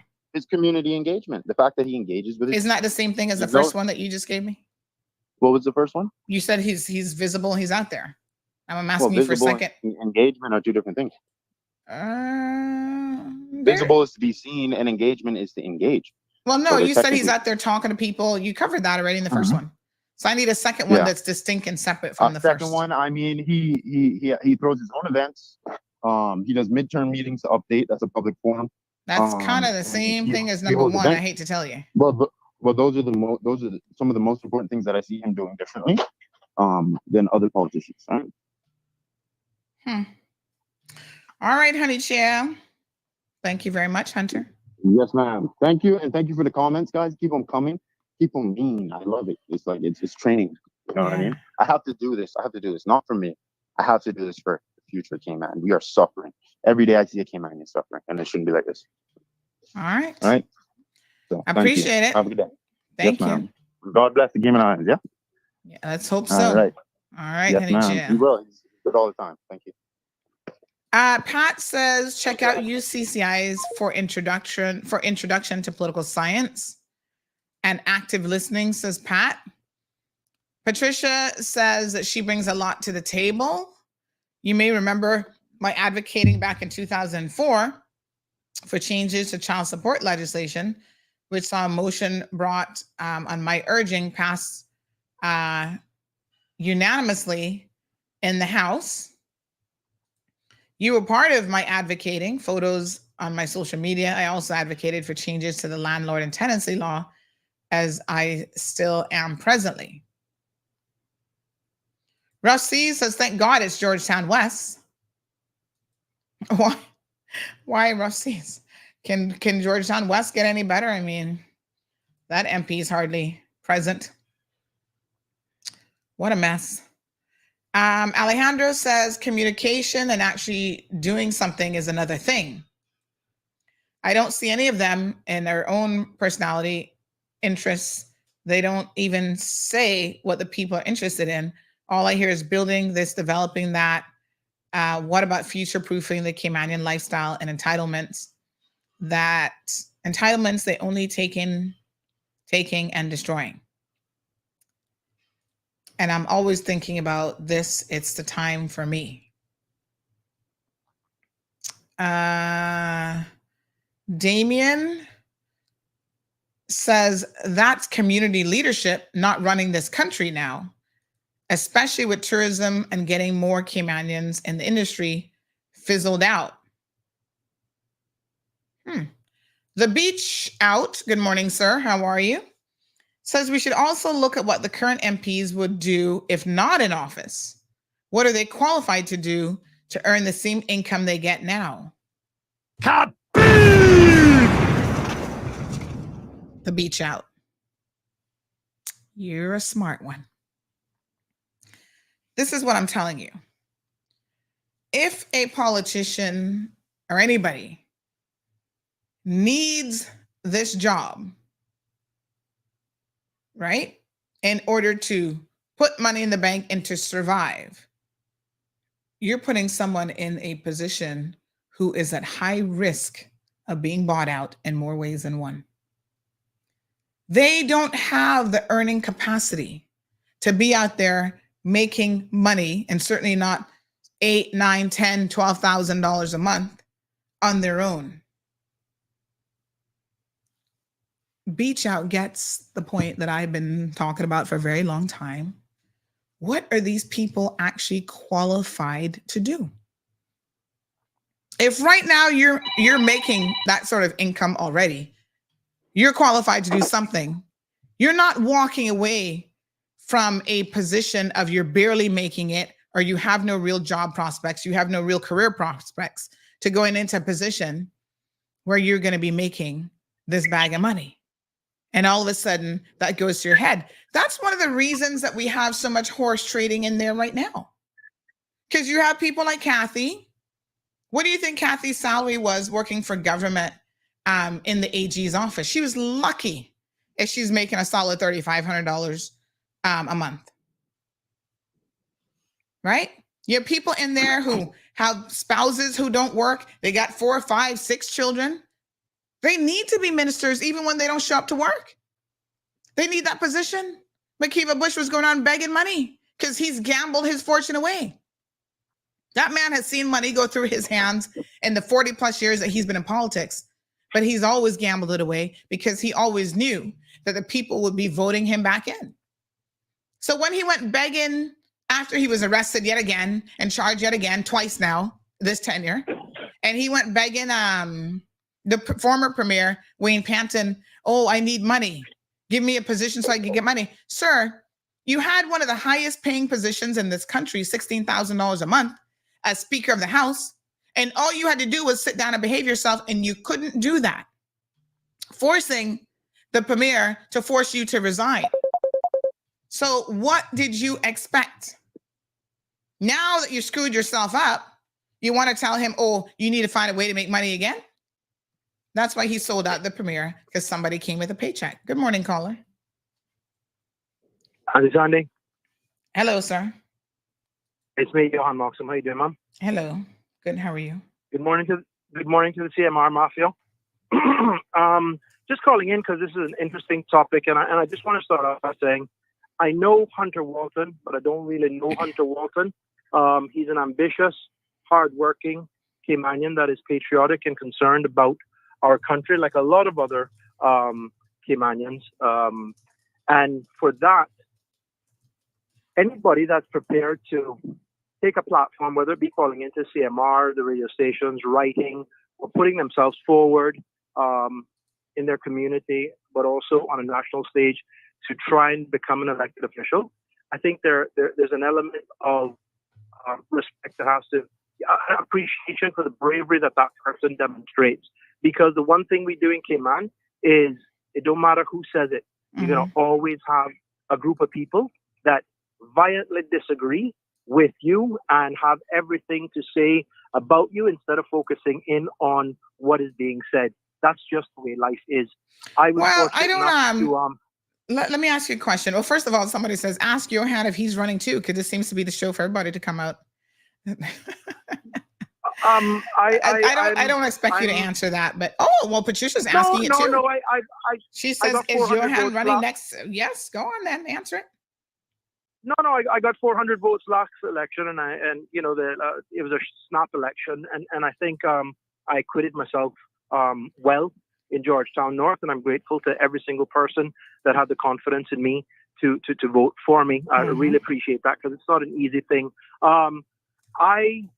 I'm prepared to run again, but what I'm not prepared to do is run as an independent and then try and figure it out if I was to be elected. I think Cayman's at a stage now where you have to have a strong alliance team or / party, whatever the group is, and try to have a unified front so that you're not doing that horse trading at the end of the day where you're selling your soul and compromising your belief system because you're desperate for a position in cabinet or to be the government. So that's the caveat that I have given myself.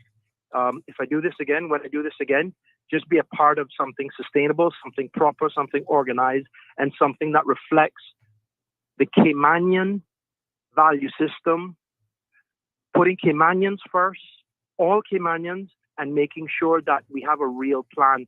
Because right now, we've seen successive governments, the coalition governments, having to compromise themselves as individuals and also what they campaigned on in order to get a paycheck. But back to Hunter for a second. Give the guy a break.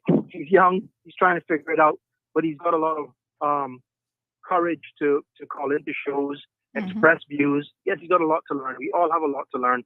I think I'm bright. I think there's some people out there that consider me to be intelligent and got something good between my ears. But until you run, until you enter the race, you don't understand what this thing really is, because it isn't about who's the brightest, who's got the most qualifications, who has a track record of success.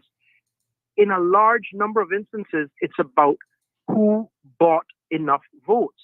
You have people in the LA or in the parliament today, they don't say a word. They don't speak well. They don't present well. They don't even read the speeches that they get written for them well. But they win elections because the political machinery, but more importantly, the financial muscle of those people that own them, that control them, that basically can dictate what their every thought should be, that appears to be the most important factor. And here's the thing. The average Caymanian that thinks that they're winning an election when a guy gives you $2,000 or $5,000 for your vote, just know that guy's probably gotten $500,000 or $1 million in order to make sure that he's on the right footing. So my cry or my attempt in calling in today is recognize that we get what we deserve, because the persons that sell out the country, they sold them out for big bucks, whereas the majority of voters, and I experienced this, they sell out for peanuts. Okay? We now have a new brand of Caymanian here that really and truly, they don't understand the Caymanian ethos. They don't understand our heritage. They don't understand what we're about, but they've got Caymanian status, and they want what they want and what they're accustomed to from back home. And at election time, that means money. If you don't show up with cash, you can't win their vote. You could cure cancer. It would be the wrong cancer. Make sure you walk with an envelope with $5,000 to give them and family members and their friends. And understand this. Anybody that tells you I didn't buy any votes, they're a liar. There's a machinery in place whereby the lieutenants, the generals, the real diehards. So Johan, did you buy any votes?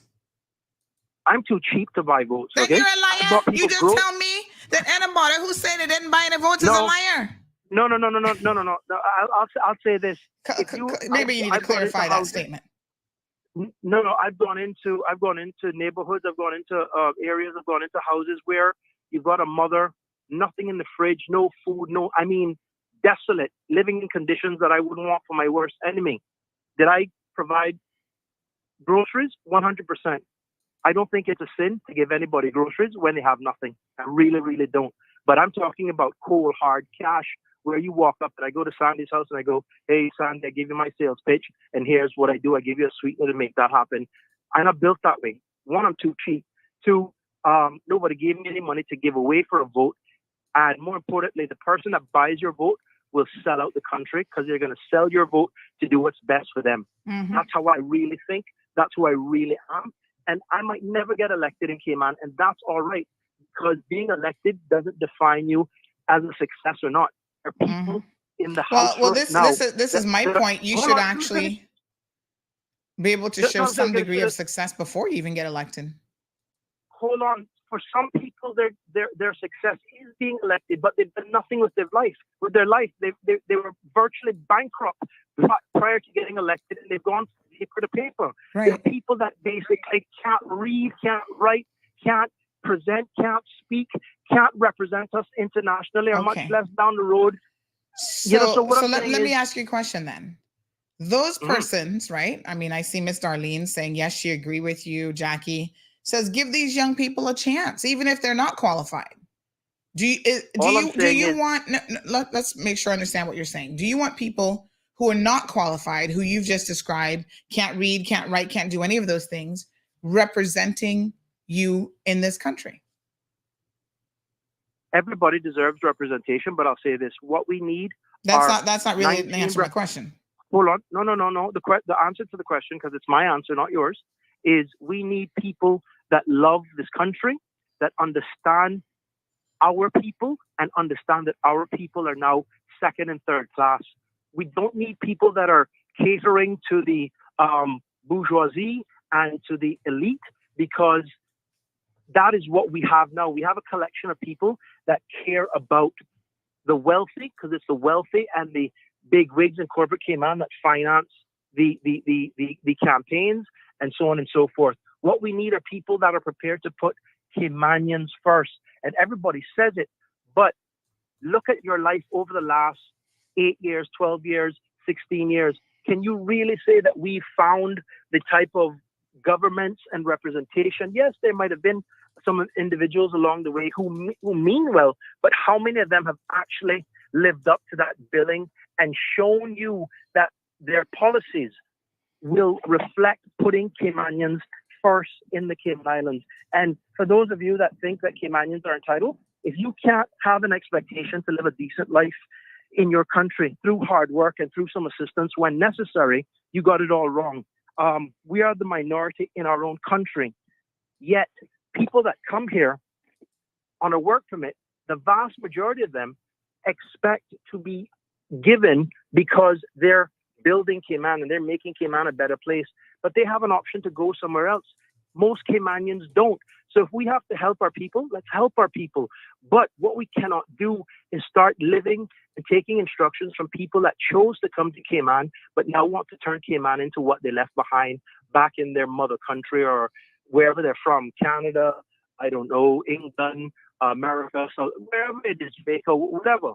All I'm saying is, if Hunter breaks, Hunter will have to figure it out like we all have to figure it out, but focus in on the qualities that matter to you. Is he pro-Caymanian? Is he prepared to call a spade and effectively call out the BS that happens? Because there must be something in the water where people run, then they get elected, then they kind of forget who elected them until they got to go back around every 4 years to buy votes or buy support and effectively get back in a position. Hunter has a lot to learn. I have a lot to learn. Part of my learning curve was being a part of an election cycle where I understand Cayman is now at a stage where Caymanians need to vote for the best Caymanian candidate, because there are people that are new Caymanians that vote for what they're accustomed to back home. That's how this game is, and money run things. Okay? Thank you very much. So, 9362626. Being pro-Caymanian. I mean, certainly that should be a criteria, but is that the number one? Does that trump everything else? There are people who might be pro-Caymanian, but actually can't get the job done. All right. My gosh, the phone's ringing off the hook. Hold on 1 second now. One quick point. Someone just sent this photo and they said, Miss Sandy, since we're talking about being pro-Caymanian and all that good jive, please ask Hunter to fly the correct flag at his coffee shop off of South Sound, because he actually has the wrong flag up. How can you be pro-Caymanian, want to run this country, and not know which flag to even run? I mean, to even fly. All right, folks, this is the thing. When you declare for office, you have to expect that people are going to scrutinize you left, right, center, upside, inside, outside, up and down. Miss Darlene, good morning. Yeah, good afternoon. Good morning, sorry. Yeah, you know what? Kudos to whatever word that Johan said. And I'm not gonna mince my words and stuff. I think just the last statement that you just read, where someone took a picture and sent of the flag. You know what the right Caymanian should have done? Popped into Hunter or whoever's there, said, listen, Hunter Bobo, this flag is a Marine flag. This is the one you need. We need to stop bashing and killing our own people and forget about the experience and the this and the that. Because let me tell you something, the best times that we had in our politicians was the days of Mr. Jim Borden, Mr. Haig Borden, Mr. Anthony. They were statesmen. Miss Daphne or Miss Annie Holder Borden, they were statespeople. This is what we need to get back up. Stop paying them $16,000 a month They come around, they give you a little piece of plywood, they give you a ham, they give you a chicken, and then they leave you. We don't need that. We do not need it. Caymanians are suffering. Not the expat that live there. They are there for what they can get because they know the value that the Cayman Islands give them. We need to help our young people. I do not know Hunter. I have no idea who his background is, but I can tell you, if I was a voting person in Cayman and he was a man, I would give him a vote. We need to stop pulling our people down.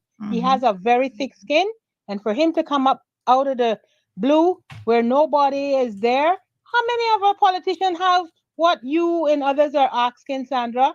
How many of them have? Oh, that's why we're in the mess we're in now. I mean, exactly. Clearly, but that's a how do you problem. know that Hunter? How do you know that Hunter and others like him don't have the love of country? That what makes you a perfect candidate for saying. There's no way that you gonna tell me that we should sit down and bash this young man. I don't know him, and I probably will never meet him personally. But I know where my heart is for my people, and I could feel it through Hunter. That's my 2 cents today. All right. Thanks very much. We do have other callers on the line. I know we have multiple callers. I'm not even sure who came in first, but go ahead, caller. Hello? Anybody there? Oh, gosh. Hello, caller? Uh-oh. I might have hung up on all of them. My apologies. Patricia Bryan says, I'm not saying Hunter, for example, is not a qualified candidate. That is not my place to determine. However, the Cayman Islands, if today needs candidates with sound ability to represent the islands. Siobhan says that qualifications are needed. Being able to read and write is a must. Good morning, caller. Welcome to the program. Good morning. Good morning, dear. You read something a while ago and you asked a question. Yes. Typical politician. Up until now, the question you asked wasn't answered. Yes. I agree. I agree. And somebody in the comment section said, well, he showed you, this is my answer, not yours. No, you have to answer the question. I mean, yeah, the last lady that called, yes. She hit it on the head. We need statesmen and statewomen. A politician only care about the next 4 years down the line. A statesman, it's going to do something that may be unpopular, which in layman term we would call short-term pain and long-term gain. There's a politician here that when he came in, I really respected him. But where I see he's going now, Lord listen, Jesus. you don't have to, you are politically correct. Whenever you ask any question, the answer is politically correct. And it shouldn't be so. And people talking about buying vote, every politician buys vote. And listen, when the person goes behind that curtain to cast their vote, it doesn't matter how much money you had wanted to give them, they are going to vote for who they have decided to vote for, not because you give them anything. They are going to vote for, because listen, people who are in need, listen, one politician come and give you $5,000, the next one come and give you $5,000, you're going to take it. Well, not me, but I guess people do it, but yeah. At the end of the day, you are going to vote for the person who you think is going to be the best person for you. But we need statesmen and statewomen, not politicians. All right, honey child. Thank you very much. Appreciate it. All right, got another caller on the line. Good morning, caller. Welcome to the program. Hello? Oh, something weird's going on with the phone lines this morning. Let me call you back because I think, hold on. I know this person's been trying to call. Oh, geez, I'm peace. Good morning, caller. Oh, good morning, Sandra. Morning, dear. Okay. Good morning, caller. Yes, let me just turn off the volume. Yes, thank you very much. Okay. The first thing I'd like to say to y'all is, as it pertains to vote buying and the undue influence, that people with cash get here in Cayman. It has created so many problems in Cayman. And there is no real structure, no tangible accountability for people who enter into politics or have been there for donkey's years. And the damage that does to a sustainable and tenable and valid and viable democracy, democratic process. And we have seen where there's a lot of hollow rhetoric talked about, about it. But at this point in Cayman, there needs to be real accountability. Secondly, my opinion is that anybody who's willing to sell their vote for $1, in all reality, really doesn't have the right to vote in the first place because they don't understand the damage that does. That's my opinion on that matter. Thank you. Yes, thank you very much. It's a very interesting discussion. This person weighs in. This person says, does it make it any worse because of where you're from? How about a policy? As a new Cayman, and they put new in quotes, I was never bribed in my former jurisdiction. In other words, overseas. Johan speaks too superlatively and mongers fear. Another person in the comment section asked the question, sorry, hold on one quick second here. Good morning. By any chance, has anyone heard who'll be running in BT West, Bordentown West? As really, I can't have another 4 years of Chris Saunders. Good morning, caller. Morning, Miss Sanders. Hunter again. I'm Hello. sorry. Hi, Hunter. Taking over the show this morning. Yes. I really wanted to thank you to the last caller. I can't remember her name. I believe it starts with an M. The last lady, caller. the lady, not the last caller. The lady that called earlier. And Oh, she's being very supportive. Miss Darlene. Miss Darlene, you are such a darling.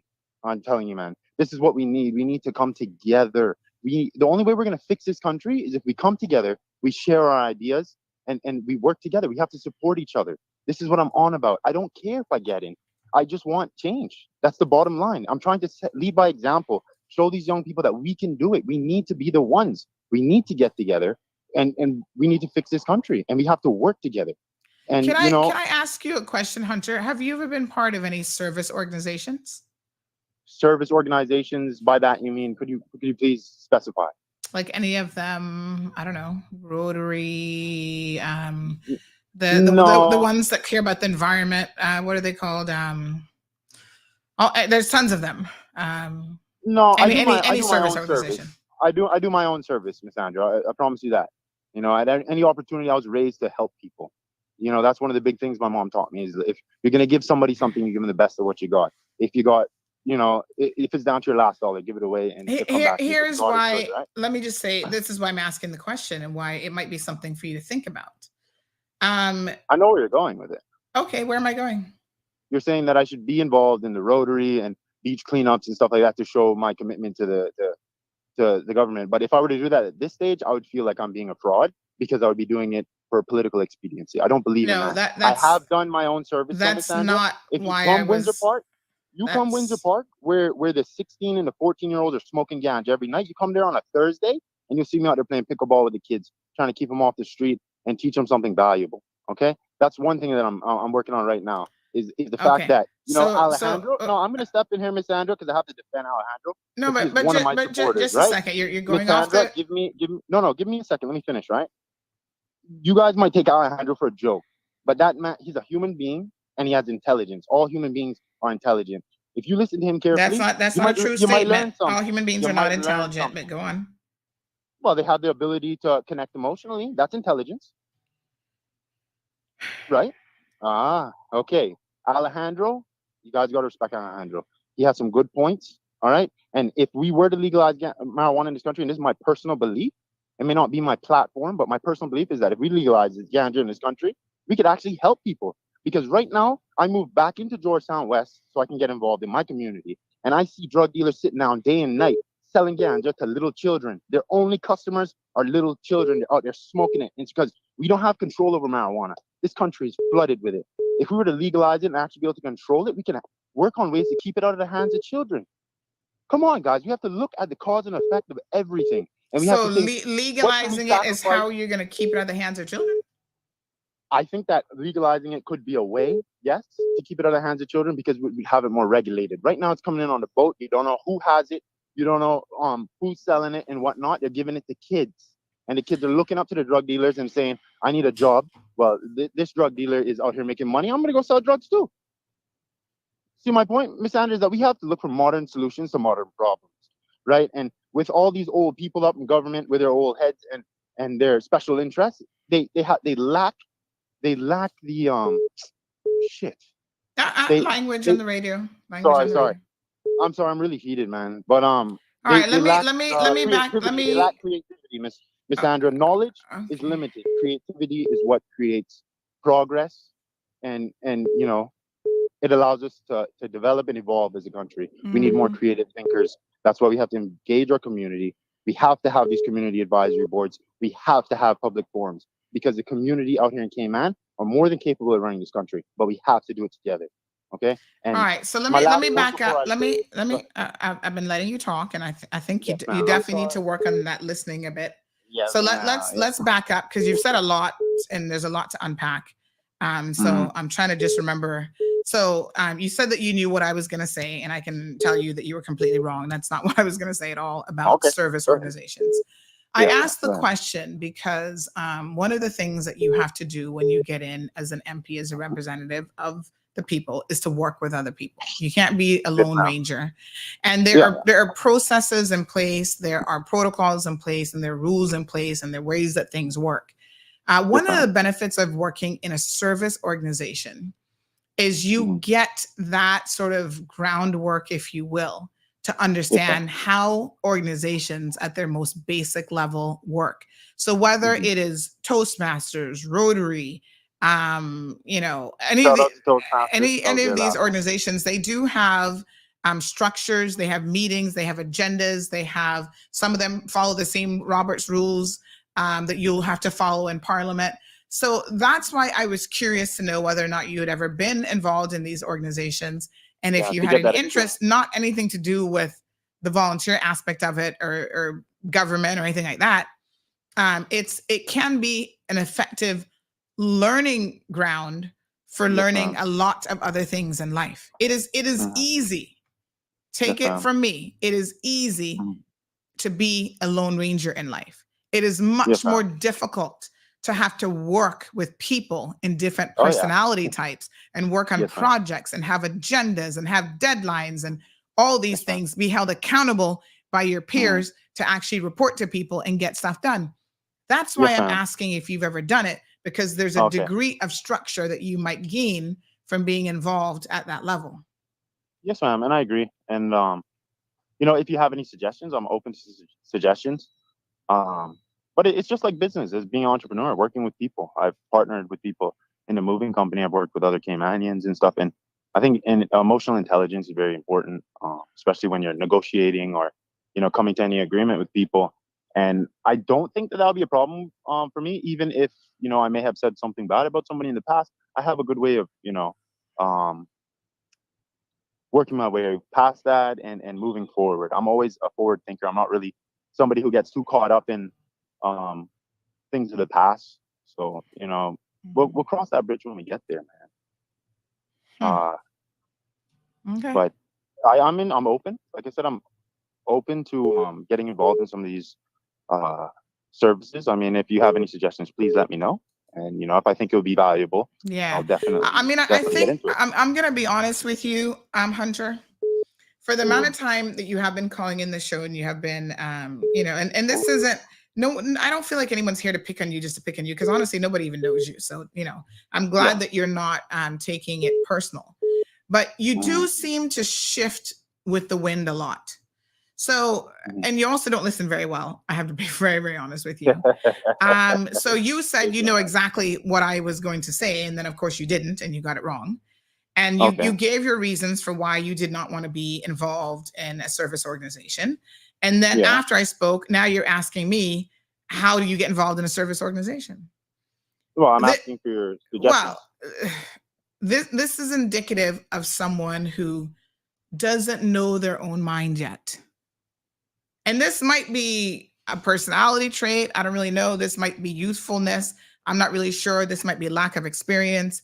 I'm not sure where it comes from, because I wouldn't say that I know you well enough to kind of say, you know, this is why this is happening. But I think even for me, that's a concern as someone who would want to be an MP for this country, because we don't need people who are changing their moods or their ideas or what they support as the wind shifts. And so as the conversation shifts, you have changed your position. And this isn't the first time you've done it. You've done it on numerous other occasions.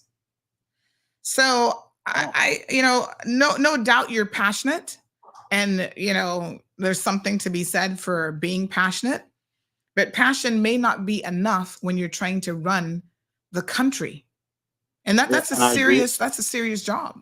So I applaud you being passionate. I applaud what you have said you've done with, you know, the young kids in the park. By the way, I'm going to challenge y'all to pickleball one day. Old Aunt Sandy's going to come out there and I'm going to play with you guys a little bit. I dare you. We have some professionals out there, man. Trust me, you won't believe the talent we found. Yeah, I'll step out there and play with some of those young folks. But yeah, you know, I think that maybe an idea is not to be too quick to jump on and say everything that's like coming into your head. Like, you got to start thinking this stuff through a little bit more. We're heated this morning, Miss Sandra. I'm gonna be honest with you. We're not heated this morning. I don't know what you would do if we actually did get heated, but we're not heated this morning. I'm not breaking a sweat at all, because this is not a heated conversation. So if you're feeling pressured already and you're feeling heated, I don't know what to say about that, but this is not a heated conversation. Now, on the matter of the flag, can you fix the flag, please? I'm not fixing the flag, and I'll tell you why I'm not fixing the flag. Okay. Because if I got a Cayman flag, I would have to wake up 6 o'clock every morning, and I'd have to pull it to the top, and I'd have to pull it down at 6 p.m. That's why I got the C flag, because my family history, we come from seamen. A lot of us Caymanians come from seamen, and I'm proud of that. But flag. So you purposely have up the wrong flag because you don't want to have to hoist it up and down every day? It's representing the sea. But that's not when you have a sea, have a land flag. Oh, wow. Okay. So you understand if you ever became an MP, let me just say this to you. You do understand if you ever became an MP that there are protocols that you have to follow, and you can't go by what you think or how you feel or how you want to do things. Exactly. And I'm following the protocol. But you can't leave that flag up. That's not the protocol for flying up that flag. The protocol. Send me the protocol, Miss Sanders. I did my research. Okay. I'll send you the link on flags, and so you can have a look. When you see the link, you're going to see that it says that the sea flag must be risen before 6 a.m. and taken down before 6 p.m. And that's the sea flag. I mean the land flag. The sea flag, there's no protocol for it. All right. I've worked on private yachts all over the world. They fly these flags all day long. And that's Cayman law. If they're flying Cayman flag, they have Cayman law. So I'm following the rules. So it's not a matter of me doing anything wrong. It's a matter of whoever's complaining needing to do their research. I mean. Okay. So, you know. All right. And so your logic is you don't want to have to take the flag down. So just leave the one that stays up all the time. I'm not taking the flag down because I'm not doing anything wrong, and I'm also representing my pride and my heritage. You know, nothing wrong with that. I'm a patriot. This is my country, and this is my background. I like to represent it. That's what we need more of. Right? Okay. Yeah. Okay. And Miss Sandra, thank you. Yes. Because I know I have a lot to work on, and I appreciate your honesty. And I mean, we're just going to keep trying. What's the worst that could happen? We could lose. If we don't try, we don't lose either. So, you know, hopefully we can inspire some young people to step up to the plate.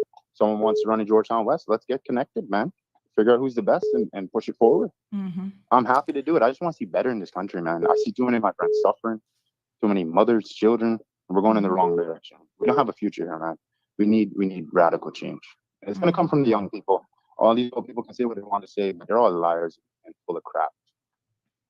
Let's move on. Okay. All right. 936-2626. Good morning, caller. Good morning, Sandra. Good morning. You said everything thing I wanted to say while Hunter was talking. I want to add this though. I don't know. Can I just say something, caller? The last couple times you've called, your connection hasn't really been the best. I'm not sure if that is something on your end, because it is kind of unique to you though. So I don't know if you might want to check it out. Well, can you hear me now? Yes, I can hear you better audible now. Yes. Okay. No, I wanted to say, you can tell, first of all, I want to say that it's admirable that Hunter, I don't know him, I don't know how old he is, but he seems to be very young. It's admirable that he wants to run for his country. There are other ways that you can do good for your country and your community other than running for politics, right? Everybody thinks it's easy until you actually get into it. And you can tell just based on, his words and how he speaks and, for instance, what he just said, the liars that are after him that are full of crap and whatnot. That's not language of a statesman, right? So, he obviously has a lot to learn. But I don't think that he's ready for politics. While I was listening to you and him talk, I couldn't help but remember the election campaign between Barack Obama and John McCain. Hello? Mm-hmm. Yeah, no, I'm listening. Sorry, I thought you got off. I couldn't help but remember the election campaign between John McCain, and I remember when they do the presidential debates, questions were put out there, and in typical fashion, politicians saying the other person, is the wrong person for the job in so many words, right? And I just remember Obama just keeping his cool, not calling anybody out, not saying people are full of crap, not saying anybody, is a liar out there and whatnot. And I just remember John McCain just being really, really heated and really, really almost like he was ready to explode. It was like one frog that was ready to explode. Mm-hmm. And that's sort of how Hunter came up just now in that conversation with you. So I would say to him, while it's admirable that you want to run, there are things that you need to learn. You asked the suggestions, here are a few. You just gave him one, Sandra. Get involved in an organization. 2, study government, study how governments work. And 3, in the age of YouTube and videos and stuff, look at how real statesmen conduct themselves. Real statesmen don't conduct themselves like that. But I put that more on just the inexperience of youth. And that's my 2 cents with that. Okay. 936-2626. Gabby says, sorry, I'm lost here. Is there a difference between the red flag and the blue flag? Yes, there is.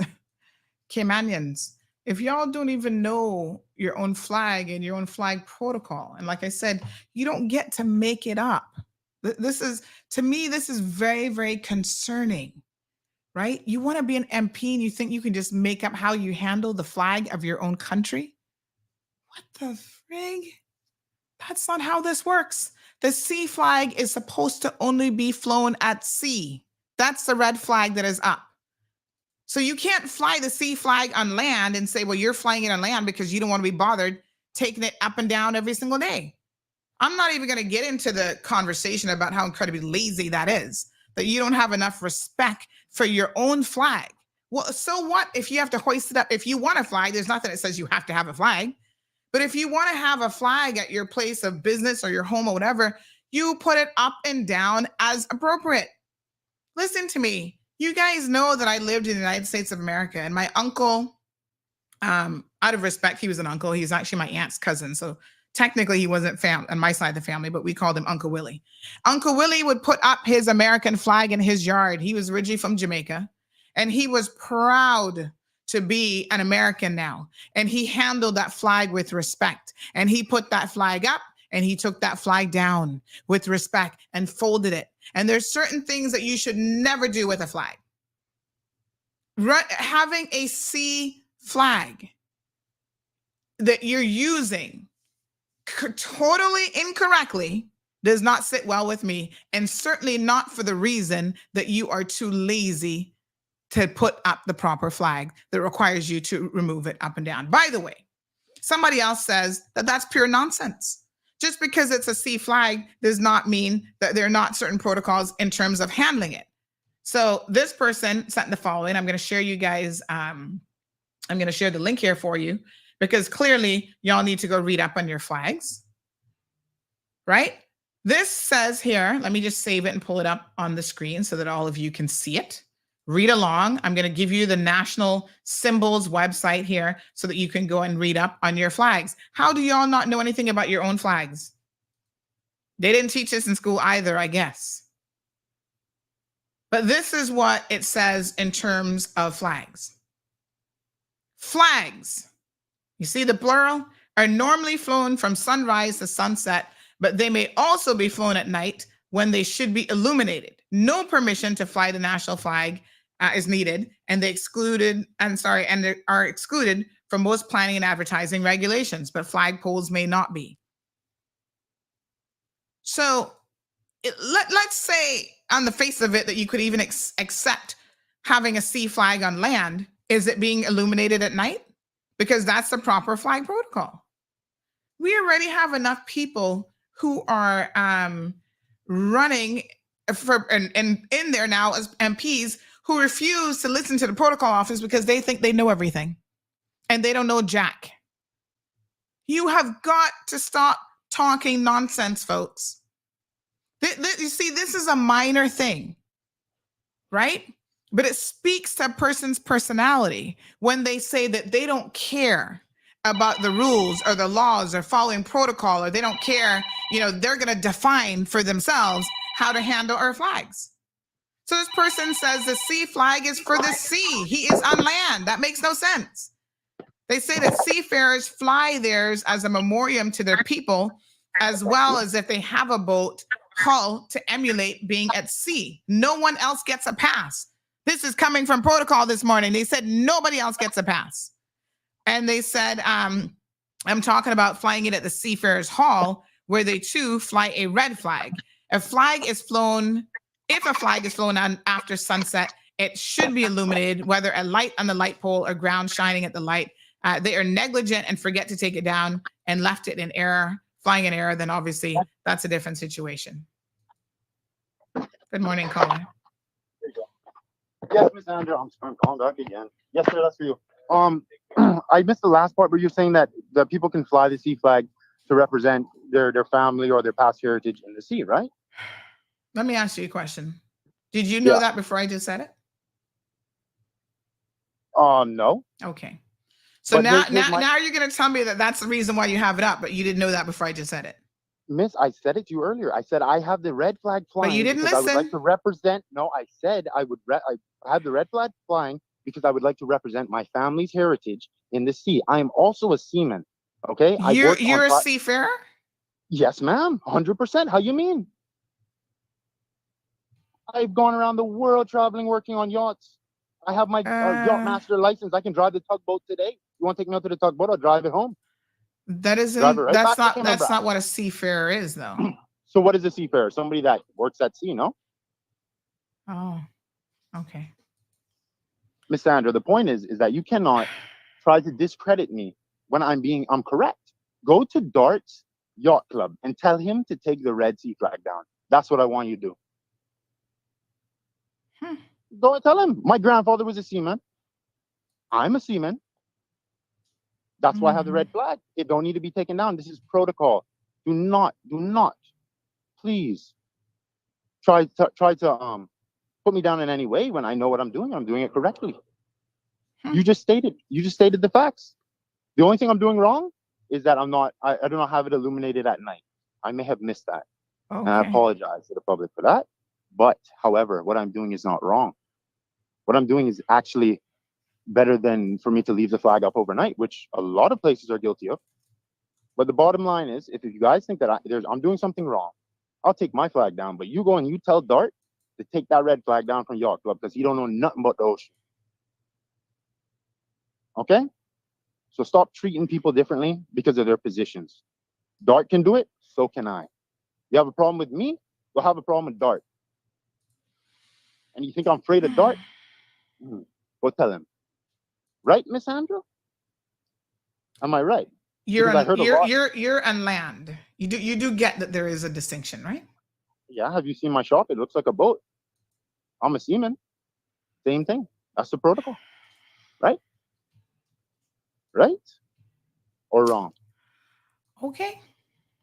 Okay, I have to defend myself because I hear a lot of what goes on and stuff, and it's a lot of, undermining people and belittling people, but these are the facts. And the caller, that whoever it is that calls and says, oh, he's not speaking with statesman's language, he seems to have it out for me ever since I talked about rent control. And it's just because he owns he's a landlord who's probably evicting tenants for no reason and abusing them as well. Those are people he's probably abusing, but he wants to come after me, attack me. I'm not afraid of nobody. Understand, what I'm doing is right, and I know it's right because it comes from the heart. All right, and you need to try to support some of us young people, man, because we're afraid of your show, and this is where we need to be. We need to be having these discussions. You guys need to know what's going on with us. It's our life. It's our future.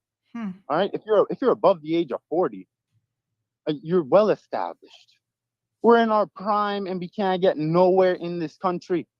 Out of all my friends, I'm probably doing the best, and a lot of them are educated with big degrees, lawyers, and working in big firms, right? So you think at 27 you're in your prime? Yes, ma'am. Absolutely. Okay. I could run a mile today, and I haven't ran a mile in years. Okay. I'm in my prime. This is the time. When you were 27, where were you, Miss Sandra? Where were you? I probably had a house. Well, I had my own place, but I also had. How much you pay for your place? I had 2 degrees under my belt, and at that point, I think I was trying to remember if I was already running my own business or not, but I can't remember. I might have still been working for the man. I know right now that there has to be one caller on this show today. I mean, not one caller, one listener on this show today that has 2 degrees and still struggling to pay rent. These are different times. You see what I'm saying? These are different times. I mean, you guys just don't. You just asked me what I was doing then. I didn't. I never said that having degrees helps you to pay your rent or not. I mean, it's called having a job is what helps you pay the rent. All you had to do was get 2 degrees and you could afford to buy a house, right? You had to work for it, though. Well, it wasn't the degrees that helped me get the house. What got you the house? It's called a job. And a salary, and then I can go to the bank and say I make X amount, and then I can afford. Well, I'll tell you what to I pay did. This I went to I tried to buy a piece of land with my salary and my job and my hard work. The bank took so long to get back to me. A cash buyer went and bought the land. What are you going to do about that? You had that kind of competition when you were young. You don't know about them kind of things because you guys have already established yourself in a position where you are actually more of the competition to the younger generation than anybody else. If you're buying up all the lots of land and all the houses and apartments before I can get to them, you're my competition. You never had that when you were growing up, Sandra. We're living in different times, and none of you, older generation, will ever understand because your ears are locked shut. Locked shut. So you know what we have to do? We have to fight for it. And that's what we're going to continue to do. And I'm not going to do it by myself. I'm doing it by myself right now. But I know that we're gonna. All right, it's gonna start. It's gonna start right here in Georgetown. You understand me? And we're gonna take back this country because that's what we need to do. Because you're not getting it. The older generation's not getting it. You heard the man earlier said I'm some BS or whatever. He don't know nothing about me. He don't know what's going on in my life. He don't know what I have to go through. He went to sea for 2 years, 3 years, and built his house. What do I have to do to build my house? I gotta get old, 40 years old, save every penny and struggle to pay rent until I can afford to buy a house. There's no way out for young Caymanians. You guys aren't doing it. You're not doing a good enough job. You need to drop the ego and the foolishness and start doing something for the country, do something for your people, your kids, your grandchildren, your great-grandchildren, the ones you don't even know yet. You don't think about them. You're too busy caught up with your own problems. This is a serious matter, man. It's a serious matter. And I don't care what you guys want to say about me. We're gonna keep going. We're gonna keep pushing because change needs to happen. It needs to happen. We're gonna fight for it one way or another. You understand me? Thank you. Okie dokie. 936-2626. Stop putting down young people. All right? Try to promote us because we're the future. We're intelligent. We're capable. We're creative. It's creativity that is going to get us out of this mess, not knowledge. Oh, you guys can stand up here and talk knowledge all day long. It'll eventually run out. No, knowledge can run out. Yeah. Lord. Yeah. How you mean? Wow. Einstein said it. He said that creativity is more important than knowledge. Damn. Because even knowledge has its limits. Okay. Okay. So just keep that in mind. Keep supporting the young people. Alejandro, you my boy, bro. We're gonna. They can't say nothing about you. All right, you're my boy. You're a good guy. You mean the best. You're just trying to talk to these people, but they don't understand us, bro. They'll never understand us. So that's why we have to stand up as young people. We have to get out here. We need to form together. We can do it together. I promise you, we can do it together. Bye. All right, Hunter. Thanks very much. 9362626. I am somewhat speechless this morning. There is so much to unpack in that. And the number one takeaway is you're simply not listening. You're not listening with a view to understanding. But you know what? The reality of it is this. Sometimes you just let people talk. Hunter has declared, he said he's willing, he wants to run for this country. The best thing I can do is to let him talk. Because the more I let him talk, the more he reveals his positions, where he stands, what his personality is, and all of you take away what you want. Even I saw even someone like India, who said, yes, let's give him a chance. At one point said, stop talking. No, keep talking. Keep talking. Caller, good morning. Good morning. You need to call McKeever and find out if he can run for office. If McKeever can run. Bye. Okay. Keep talking. Keep talking. Good morning, caller. Hello? Oh. I think that person was trying to call in WhatsApp. Let me call him back. I don't know what was going on there. Wow. Active listening skills, says Pat. Check it out. Got to give Hunter his dues, though. Blackberry says, Linda. From what you just said, you and I are around the same age, and I would never stand with your ignorance here this morning. This call was not sensible. Good morning, caller. Good morning, Sandra. Hot discussion today, very relevant. But this is a topic usually I don't leave alone. You know, I think Caymanians, you have to start asking now. When elections come around. Sorry, caller. One quick second. We have some sort of break-in situation that's going on here this morning. Let me show you guys this. I don't know. There's a lot of smoke. I don't know what kind of explosion this is, but several people are seeing this. Is it actually at the airport? The photos are from the airport. I'm not sure if it's actually at the airport, but there's a big plume of black smoke, folks, in the air. So if someone is at the airport or in the vicinity, please let me know what this is about, because this looks quite serious here today. My apologies, caller.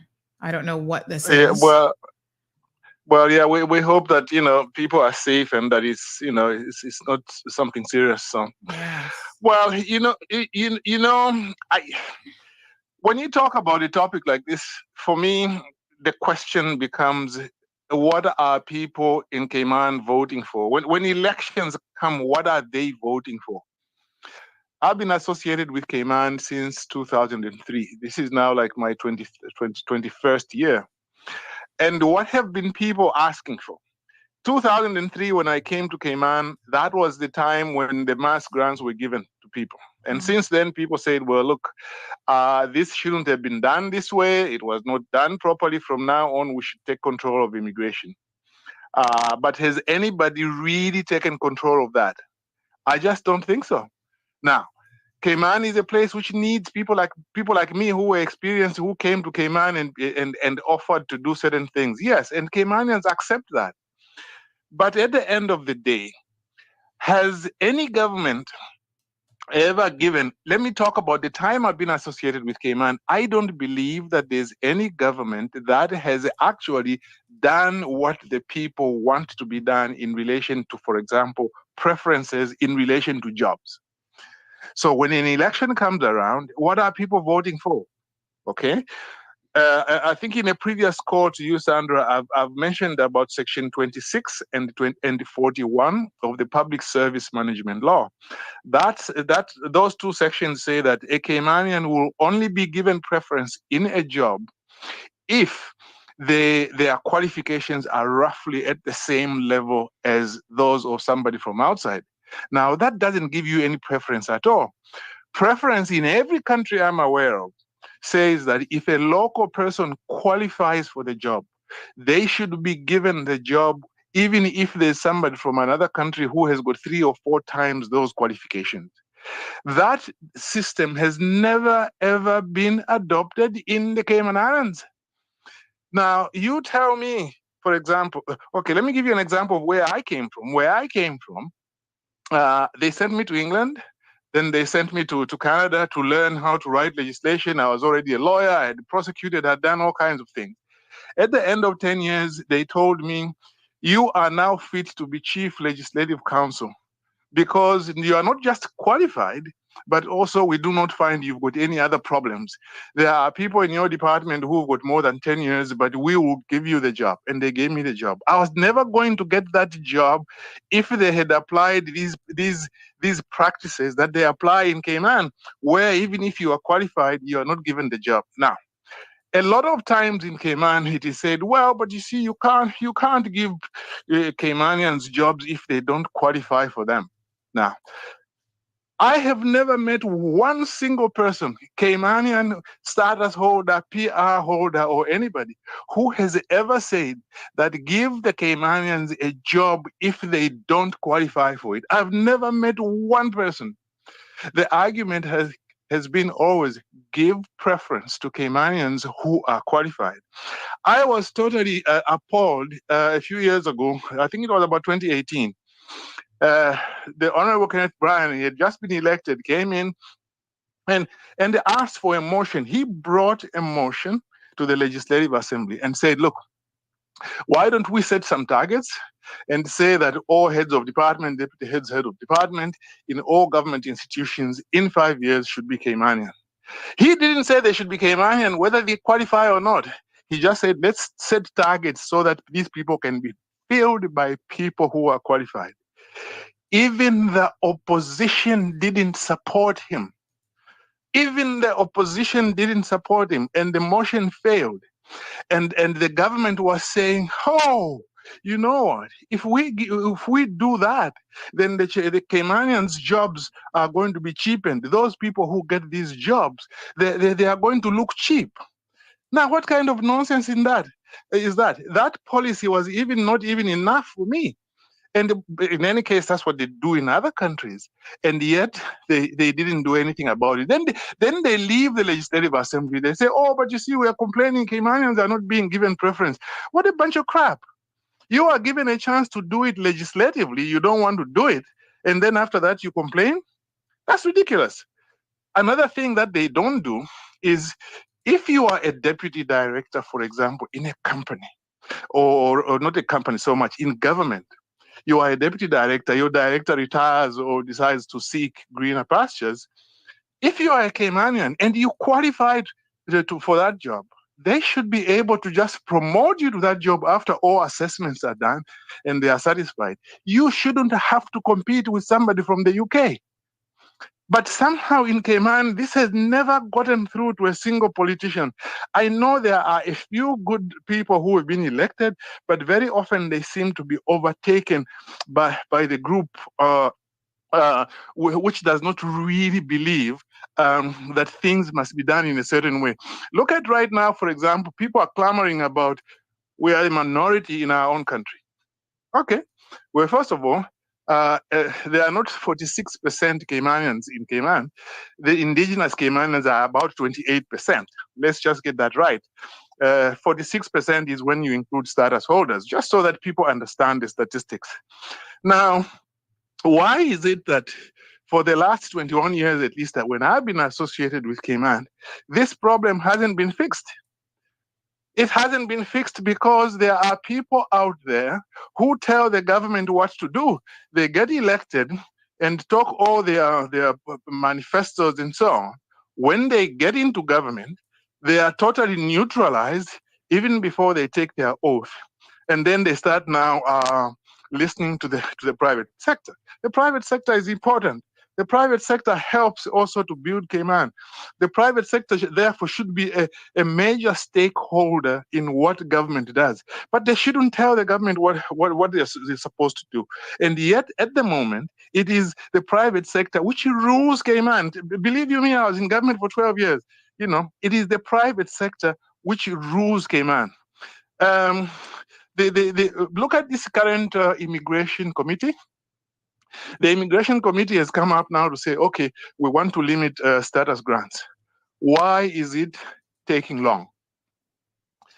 Steve McField had announced that, well, they are going to come out with their report in September last year. Up to now, it hasn't come out. You know what's happening? Somebody doesn't like it. The people who have told the government, who pay the government under the table, those people are telling them, you are not doing this. That's the reason this is happening. So to me, Caymanians should ask yourself, what are we voting for in these elections? If they won't give us, if no government has given you preference in jobs, no government has given you at least a turf where you can say you are a minority in your own country. No government has said if you qualify for a job, you should get that job. What are you voting for? In relation to the environment, there are also problems there. 7 Mile Beach is gone, and now they've moved the beach to Bordentown. Well, not moved it, but they created another one there. You can be sure in 5-10 years, somebody will like a good piece of land there. They'll push some people out. You'll move to Northside, to East End, to Cayman Brac, to Little Cayman. After Little Cayman, who knows where you're going to be? So at the end of the day, okay, let me close on this. What is required in Cayman is major constitutional change to institute proper accountability.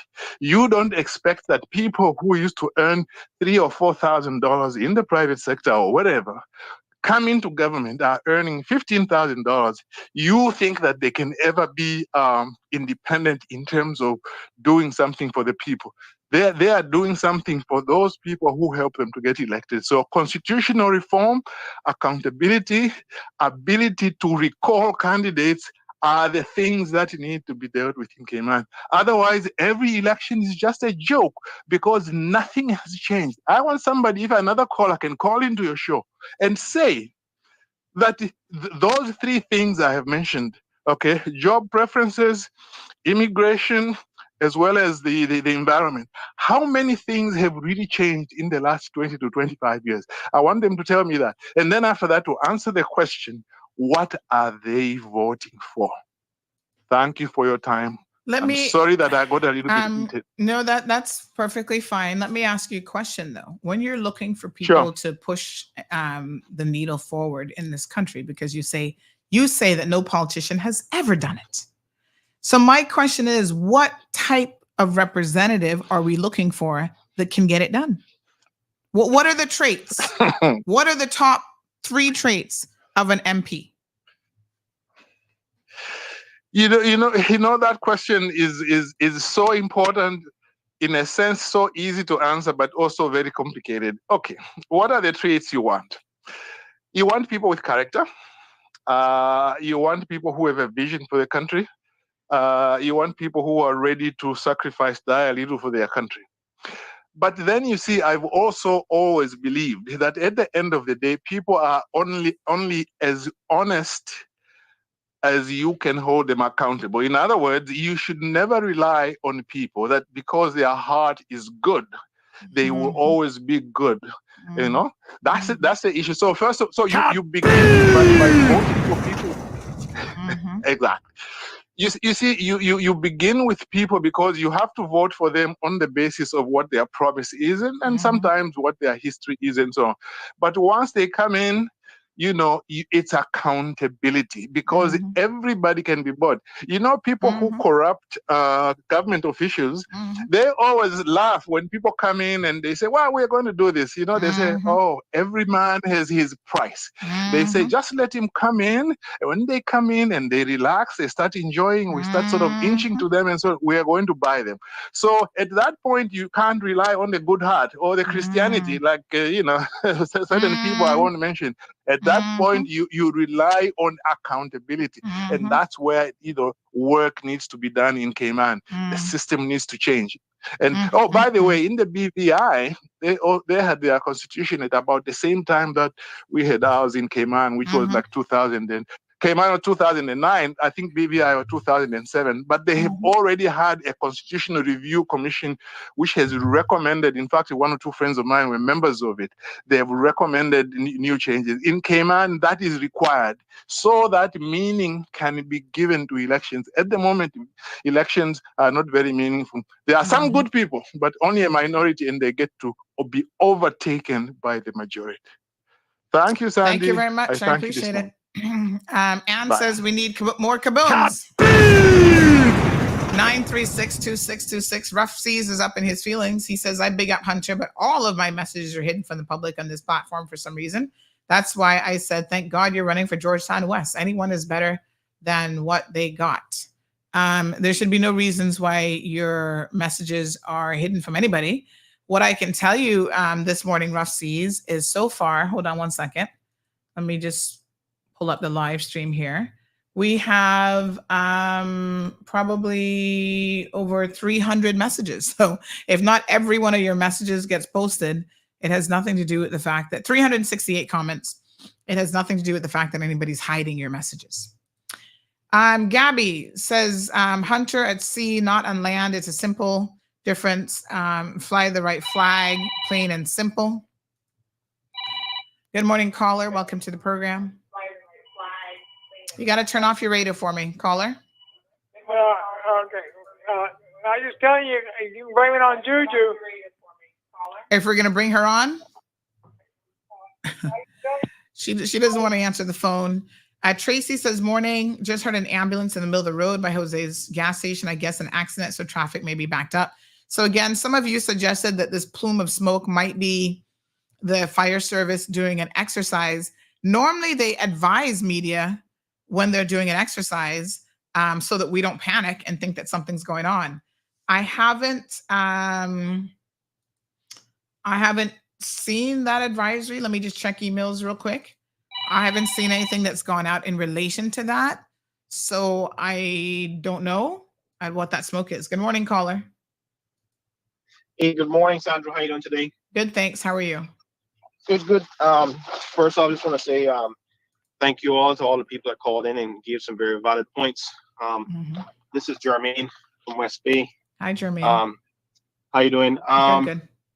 Just wanted to also send some support to Hunter for, being so brave to come up front and express his concerns.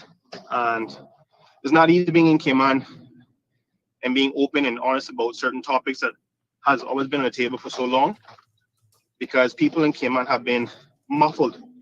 And just as the court just said just now earlier, giving everybody in-depth detail about the construct of everything in Cayman when it comes to politics. Money is behind pretty much everything decision making.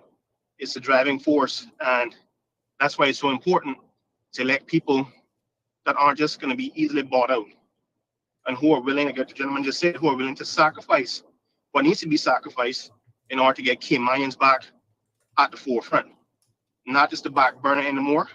So I do applaud him for coming forward, educating us all about his history with Cayman and giving the callers a little more insight. So that's very useful. So thank you for your call, sir. Appreciate it. Okay. Thanks very much. 936-2626. Phone lines are open. Shaka Zulu says, Hunter, I think you need to accept that the problem is widespread across the board. Damien says he's not ready, need to study more. Jazz Toy says this should be addressed, Miss Sandy. Some of these are from earlier, my apologies, but like I said, we've got almost 400 comments coming in. I think voting a politician is a big gamble. You don't know who's doing good or bad until such time they show their true colors. And so to Balika's point, you have legislation in place, folks, that when they show their true colors, they are still accountability. The beach out says we should. Oh, sorry. I think I read that one earlier. I'm way behind. Jonathan says he wanted Hunter's perspective as it pertains to Kenneth Bryan. We asked the question. We kind of only got half an answer. Damien says, and 3 months after not reelected, they continue to get paid. Pat says can't read or write and speak. How are they going to impact legislation? What a hot mess. Qualifications are needed, says Siobhan. And India says, Hunter, I support you. Don't make these people get you out of character. So Phineas says, why he don't allow you to talk, Sandy. I think it is extremely beneficial for you, the people, to listen very carefully to the people who say that they want to represent you. So I've given him more than ample time to talk. And so you can draw your own conclusions. Live says, true, they want to change Cayman into what they're running from. Gabby says, Gabby Wood, there's more than one Gabby here. I would never vote. I don't care what they're spitting. I will never vote. You know why? Because they say what they want us to hear just to get in. And when they get in, then they switch up. And I will never in my life vote because it's a bunch of he say, she say, us, and a bunch of broken promises. It's not worth a vote for me to trust and believe. Blackberry says love of country cannot be the only requirement. If you have an established company, you're not going to hire just anyone to be your CEO or manager. There's a certain expectation of professionalism, accountability, experience, and qualifications that has to be met. So why then don't we hold our political leaders to the same standard? I mean, imagine if you wanted to become the CEO of Haagen-Dazs just because you love ice cream and that was the only criteria. Yeah, I mean, I love ice cream. I want to run. I want to be the CEO of Haagen-Dazs right now. Please and thank you. Yeah. I love their ice cream. That's all it should take, right? It doesn't take anything else. I don't need to know anything about business.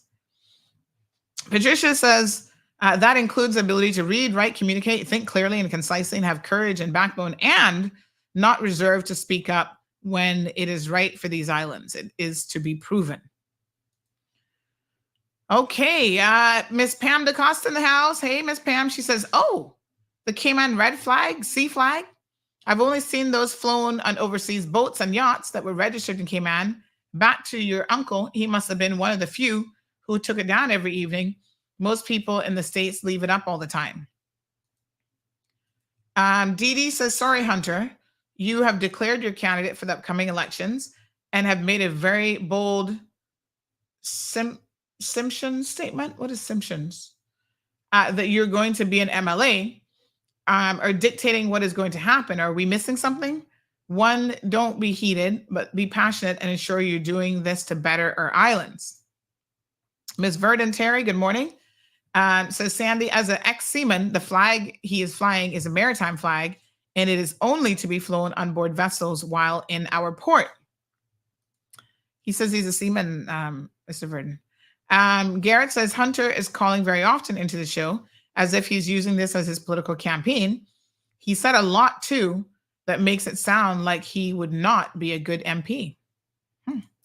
Shaka Zulu says Cayman needs many more hunters being politically active, but not necessarily as MPs. Okay. Ms. Jean says, I heard that too, but the reference to heritage of seafarers stuck more for me. Blackberry says, so because he can't be bothered with hoisting and removing the flag, he resorts to using the sea flag? And oh, that's because he has a seafaring history?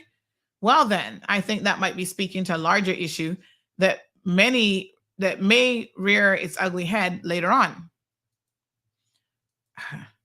Shaka Zulu says, Anty Sandy, it's clear that most of these patriots are unclear. It's clear that most of these patriots are unclear of what outlets to use for their political ambitions. They need to learn the many ways to enact change for the better. Gabby Miller, another Gabby, says, on one is for sea and one is for land. Got it. Never knew. Strong Wilt, hey, Sandy, beat him and teach him. Sandy, he is still young in this thing. Shaka Zulu says, Hunter's passion is very evident, needs to be harnessed by the right leadership. I'm just saying. Natasha weighs in. She says, he's young and passionate. An elder needs to help steer and guide his passion so that he can communicate and present well. I'm going to circle back to that one, Natasha. Let me see who else we got here. There's a lot of comments, folks. Lots of comments. Monica says, give Hunter the pressure you're teaching him. I mean, I don't feel like I pressured him at all. Strong Wilt says, Sandy, he sounds like he's smoking some of Alejandra's weed. Siobhan says, yes, she got more patience than me because I could never. She goes on to say, nobody ain't putting Anna down, but need to learn to listen and stop with you can't tell me nothing attitude and have this attitude of I know everything when you don't.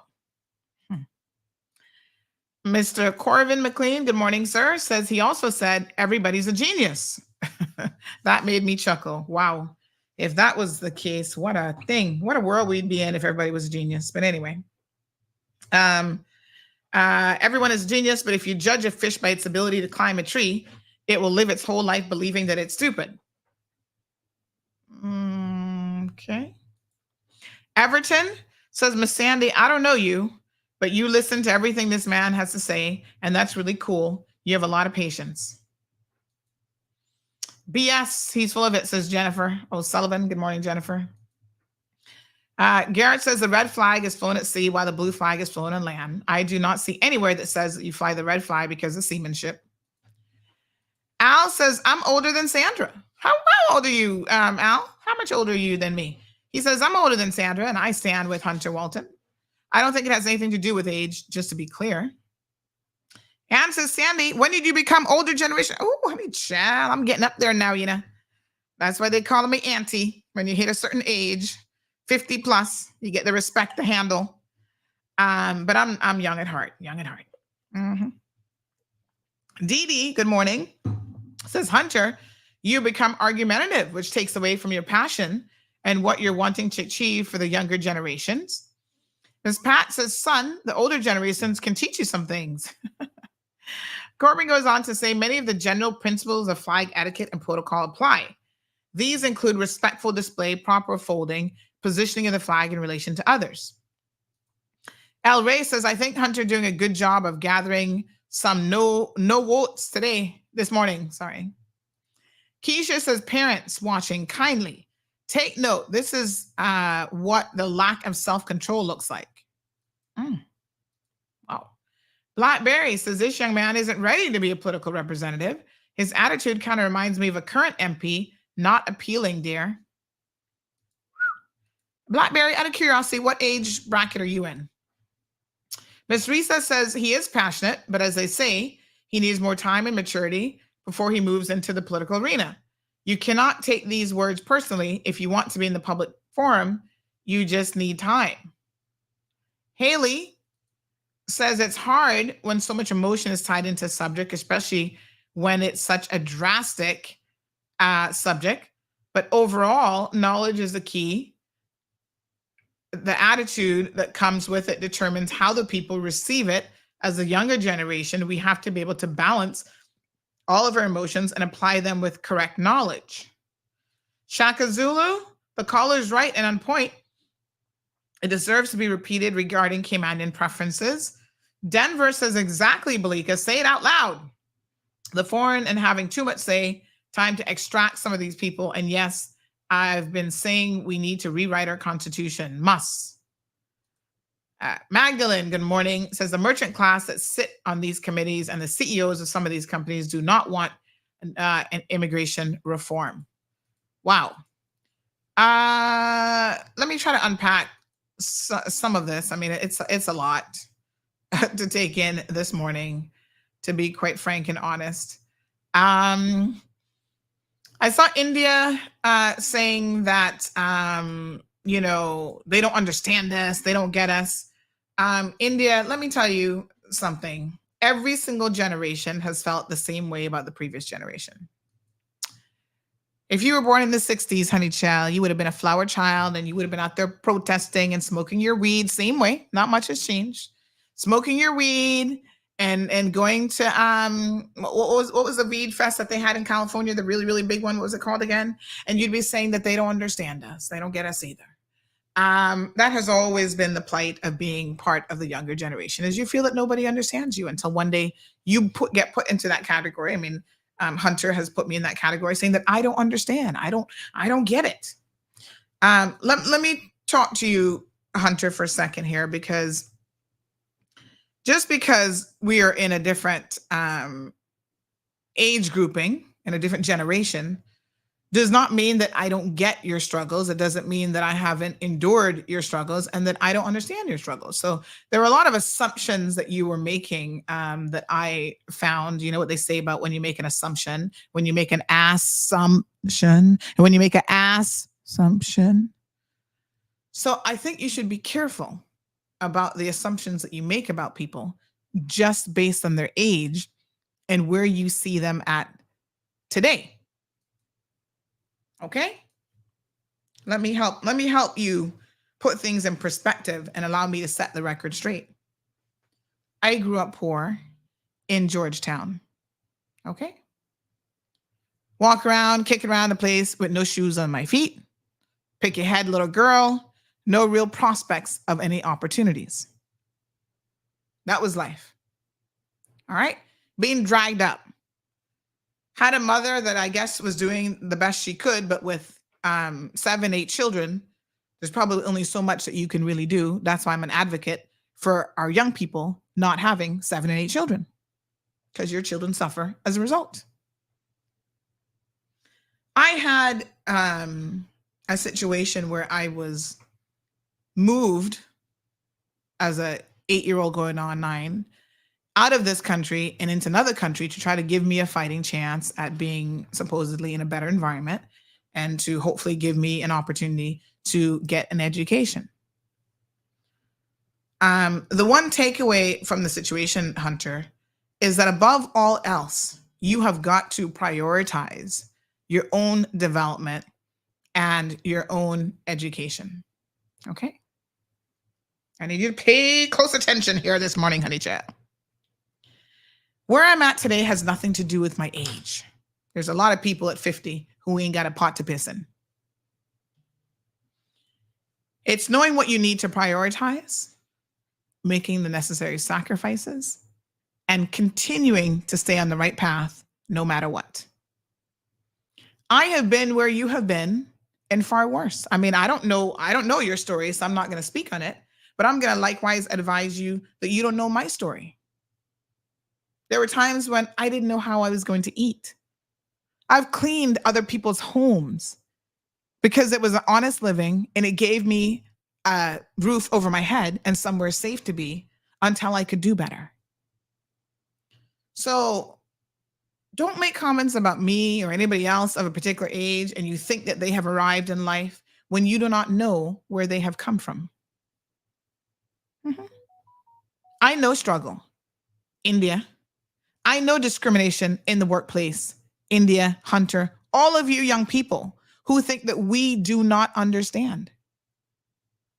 I have sat in a partner's office in Maples and Calder and had them tell me, when I say jump, you say how high. And I say, what? You got me confused with somebody else, honey child. From day one, I have been a rebel. I have gotten physical beatings for not towing the line as a child. You can't do this. You can't have your own voice.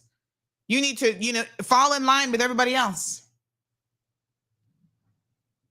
So don't tell me that I don't know hardship and I don't understand. how you guys are feeling and what your plight is. We get it. For a long time, Caymanians have not been the captain of their own ships. Do you know what it felt like to have this partner tell me when I say jump, you say how high? And by the way, he went on to tell me how he had the politicians of this country. I'm not taking no phone calls right now. You have to hold on. How he had the politicians of this country in his back pocket. That is how friggin' bold these people are. I was like, oh, really? And I said, well, that ain't got nothing to do with me. Because I refuse to sleep with anybody in this organization to get where I have to go. And I remember sitting right on the waterfront, looking out across paradise and into the ocean as I was having this conversation with this man in his nice, cushy office. And I said, sir, with all due respect, I am not going to sleep with anybody, and I'm not going to kiss anybody's behind to get where I have to go. And if that means having to leave this organization with my head held high, I will do so. And I remember when I resigned from Maples and Calder, and I had a conversation at the doors of that building with Teresa Lewis. Mary Hides Stewart can tell you the email that I sent out to everybody when I left. I think she actually reminded me a couple years ago that she still has that email today because it was so encouraging to her. I was like, really? I don't even have that email. Let me be very, very clear. Teresa said to me, Sandy, why are you leaving? Why are you resigning? People like me and Oliver Watler have worked for people like you to come up behind us and stay here and make a difference and try to make it better for the next generation. And I said, what difference can I make being amongst certain people? I would rather go out on my own. She said, don't leave. Don't make them push you out. You stay and you continue to fight. And I said, no, there's more than one way to fight. I remember Teresa telling me, Sandy, do you know they would call us niggers and all sorts of stuff? I was like, ooh, honey child, could never be me. Could never be me. Somebody gonna call me the N-word and still be up in my face, give me legal work to do. They must want me to knock them out. So people know your struggle more than you know your own struggle, honey child. All of you. We know what you're going through. Y'all don't have any context. And maybe that is one of the fallacies, I don't know, of being young, is you think nobody understands you. Nobody understands your plight. And so because nobody understands you, we're not going to have the answers and we're not going to be able to help. Everybody has to be part of the solution. Young, old, middle age, in between. Passion alone is not enough, and take it from someone who is extremely passionate in life. You need more than passion. Good morning, caller. Good morning again, Sandra. Good morning. Hi. You're coming in very garbled. I'm not sure. Can you hear me? Yeah, but it's just the connection sounds a little bit. Keep speaking. All Let right. me see. Can you hear me better now, Yeah, Sandra? I think that's a little bit better. Okay, all right. Sandra, I just first of all would like to commend Mr. Brac Samamba in the wisdom and intelligence with the way he put forth what Cayman is facing. I agree with him 100%, and I feel the same as him. And I think that as we move forward, the question of what are we really voting for here in Cayman? Because over and above all the rhetoric, it's just this constant game. Mm-hmm. And what we need here in Cayman is we need those who are willing to forego their own well-being and their own interest, personal, and implement the changes that are needed to achieve, not ask for, but demand that necessary accountability for good performance, good integrity, honesty, and so on of members of parliament and all the lack thereof. And thus far in Cayman, we do not have it. So what we need to vote for is people who are going to be willing to go in there and make those changes, stand by themselves if necessary. You know, I took note when Johan was mentioning his previous experience and his perspective moving forward when he was talking about, you know, speaking against one standing as an independent.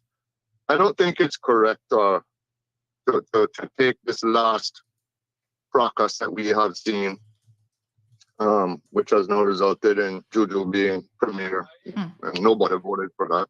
But we also have a situation where, and you know, Johan spoke about the horse trading. Well, if you're in a party system, the horse trading is no different. It's still the same thing. So I disagree with him on that point. Whether or not Johan decides to run again, he did not answer the question. So he didn't say yes or no from what I could understand. What we need is people who are willing to go in and make the changes. And for Cayman's people that are necessary, because we do not have the accountability of those who are put in there necessary. And secondly, we have an issue. Huh? Hello. We have a second caller in the line, but just remember that you're on hold. Hello. Yes. Yeah, Jonathan, we do have another caller in the line as well. Okay. All right. That's what we need here in Cayman. We need people who are going to be willing to stand and make the changes. I don't know if Johan is willing and are able to make those changes, or anybody else thus far that I have seen. I mean, you know, Danny has been talking about this recall provision. I think that is a good step forward, but it's not all that is necessary, but it's definitively needed. Mr. Balika Samamba also mentioned that. But we're not going to change the whole game without changing the system. And I agree with Mr. Balika that there has to be constitutional reform in order to contend with the issues that we have in Cayman. And he was right when he said that before an elected member of parliament even enters the building, they're already being corrupted. And they're already being put into a system which demands that they follow that system, which is outside of the well-being and interest of the Caymanians and her people. All right. Thank you very much. Him has to change. You expect to see anything positive coming out of it besides this rigmarole year in, year out, every 4 years from. Thank you. All right, 936, couple more minutes in the program today, Friday, 936-2626. Gabby says that's exactly why I don't want to vote. Strong Will says, Sandy, what's happening to Denny this morning? He must be under the weather. Maybe he's just listening. Let me call this caller back. I think they're waiting. They're trying to get in. Haley says, how about holding who we elect accountable and not just letting them get away with whatever, and not only us, but the actual law. Yeah, that's unfortunately a small population that do care and speak out, but the rest of them are crabs in a bucket. Morning, caller. Morning. Just turn down the background audio for me. I got it down. I really felt bad when this young man at 27 years old is going to talk about older generation. You could be his mother. I could be his father. That simply means he is not taking any instruction from anybody older. This generation is the most privileged generation ever. And that privilege, You know what, might I say? The irony of that is that they don't even know that. That's the irony of it. They got this privilege on our backs. And you see the disrespect that we are getting now. This generation, all the stuff that we have fought for in our generation, they are sitting down and let it be taken away from them while they are fiddling their thumbs on these gadgets. That's my say, Sandy. Thank you very much. Person says, I know you struggled, but I must say that your struggle paid off and you're one intelligent lady. And I'm proud that you're a Caymanian. Your daddy's seen in you what you would, that you would make it. And he pushed you to get you to the limit. You're doing a good job. Here's the thing, folks. It's not the struggle. And I'm concerned when I hear young people talking about they don't want to struggle. Oh, they shouldn't have to struggle in their own country. Everybody struggles unless you grew up with a friggin' silver spoon and gold spoon in your mouth. Right? So it isn't the struggle. In fact, the struggle is who makes you who you are. For you to sit in your 20s and say, well, I want an easy life. I shouldn't have to struggle. I should just be able to get this, get that. And what sacrifices have you made?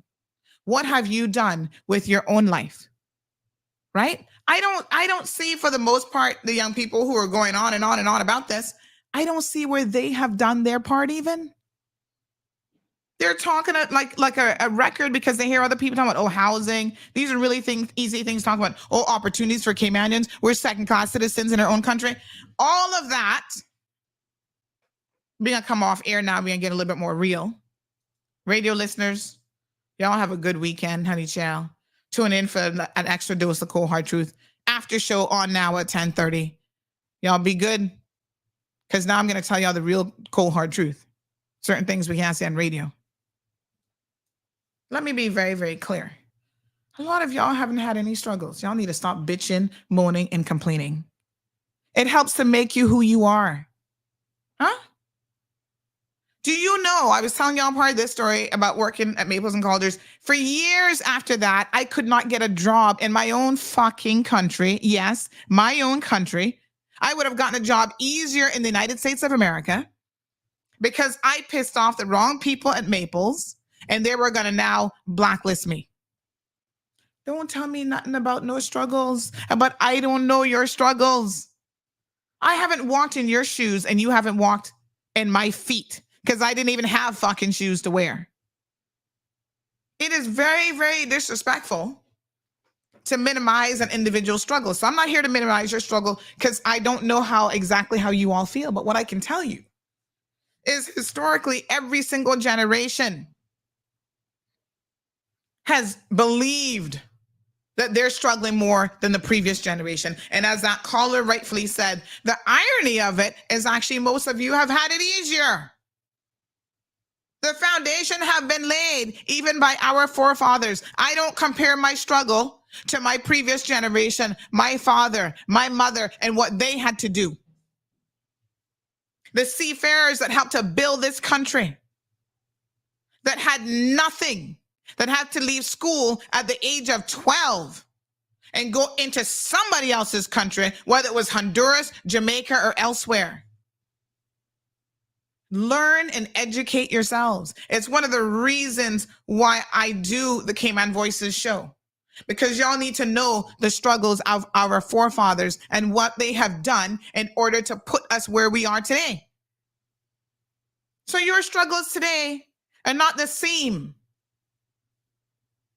Now in your head, because some of y'all are so fucking soft, because again, you're not really used to no struggling. You had everything growing up. You don't really know what it is to have a hungry belly. Right? Your struggles are different. And like I said, I'm not going to minimize your struggles just because they're different. But you need to not minimize other people's struggles because you don't have a clue.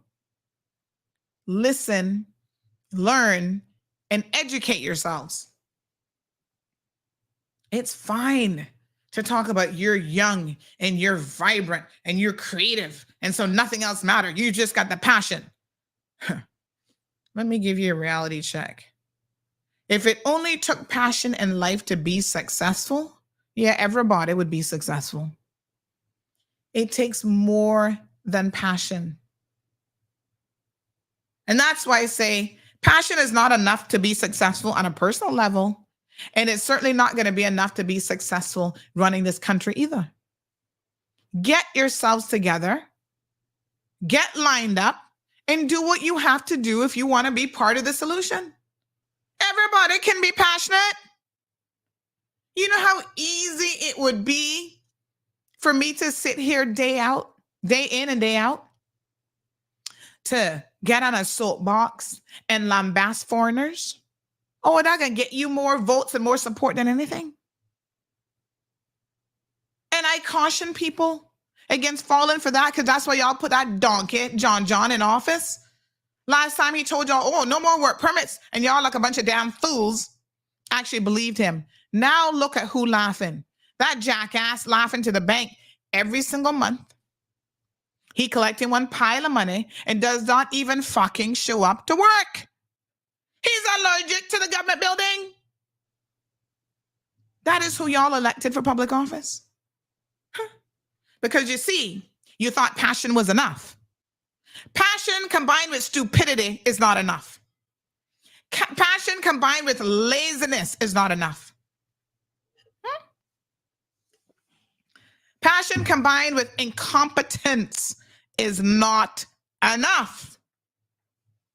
Right? Passion combined with someone who does not even have a moral compass is not enough. It is more than that. This is what I say. What are these supposed candidates bringing to the table? Right? Once you start to demonstrate, you refuse to listen to people. At the age of 27, you think your creativity is enough and you have all the answers and you're insulted when people, try to school you. You're not friggin' ready under no place on God's given earth. And the only place you could probably get elected would be the Cayman Islands, because we're used to incompetence. And then when they get in there and fuck everything up, all we do is sit back and complain. But we are to blame because we're the ones who keep putting them in office. All I'm saying is we need to know what we want. If we don't want anything to change, then keep thinking that this is enough. Keep thinking that somebody can call in a talk show and make sense 5% of the time and just be passionate the rest of the time, and that's enough. Keep putting people in who know that all they have to do is host a talk show, and because you hear them every single day in your little ear, that mean that you are giving them a chance and you're going to put them in office. How has that worked for us in the past? Think about the last candidates, and there's a number of them who have done that, who have had a talk show, got the foot in the door because that gave them, an audience, and y'all gave them a chance. That's what I'm telling y'all. Don't walk up to me asking me to run for office because I have no interest. I don't need the job. I don't want the job. And more importantly, I get things done every single day without being an MP in this country. Okay?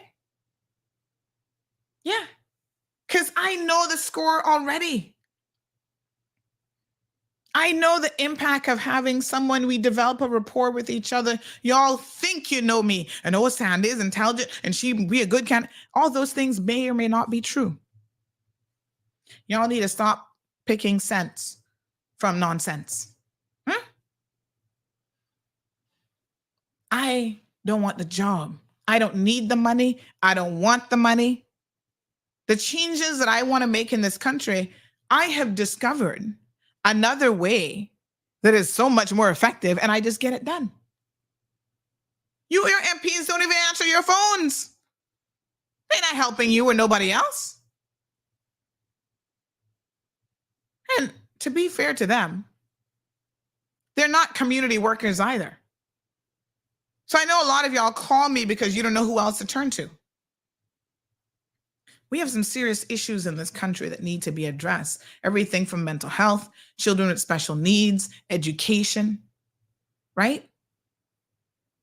And we need representatives who can focus on those higher level things and fix them. If you want to be a community worker, that's not the same thing as being a friggin' politician. Go sit your ass down. There's a lot of other things that you can do in your country. Right? Just because you've identified that there is a problem and that there are problems in this country, that does not mean that you should be running for office.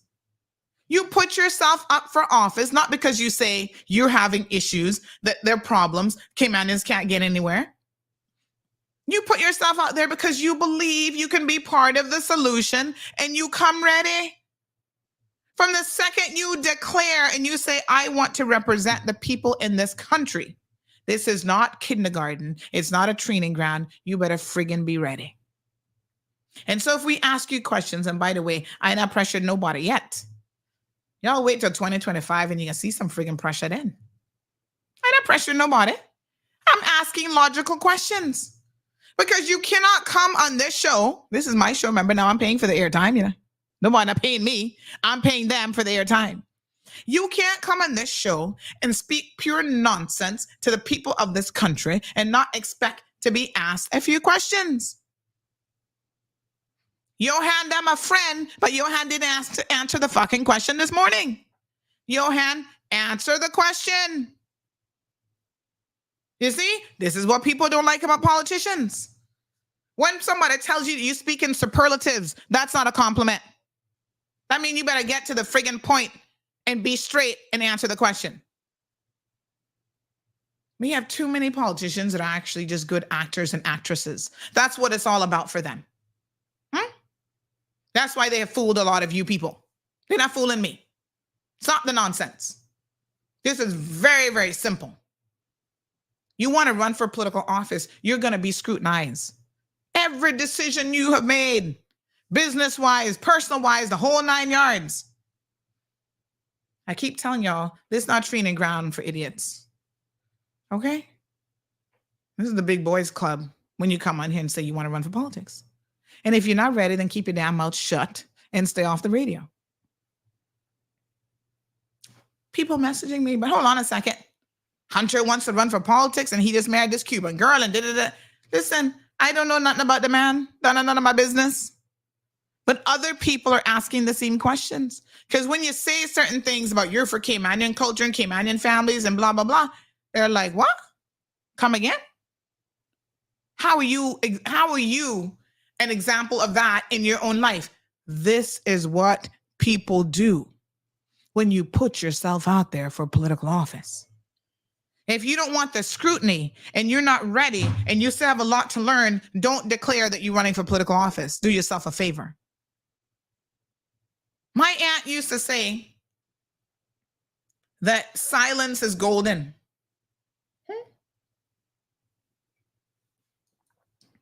A lot of you could really learn a thing or two about that.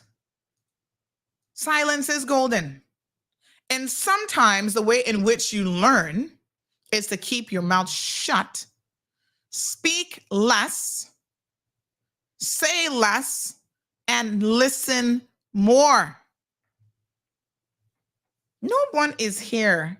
Hunter's a young Caymanian. Yes, he's passionate. No one is here trying to put Hunter down. What? Why would we do that? That is not the Caymanian way. We're not business with that.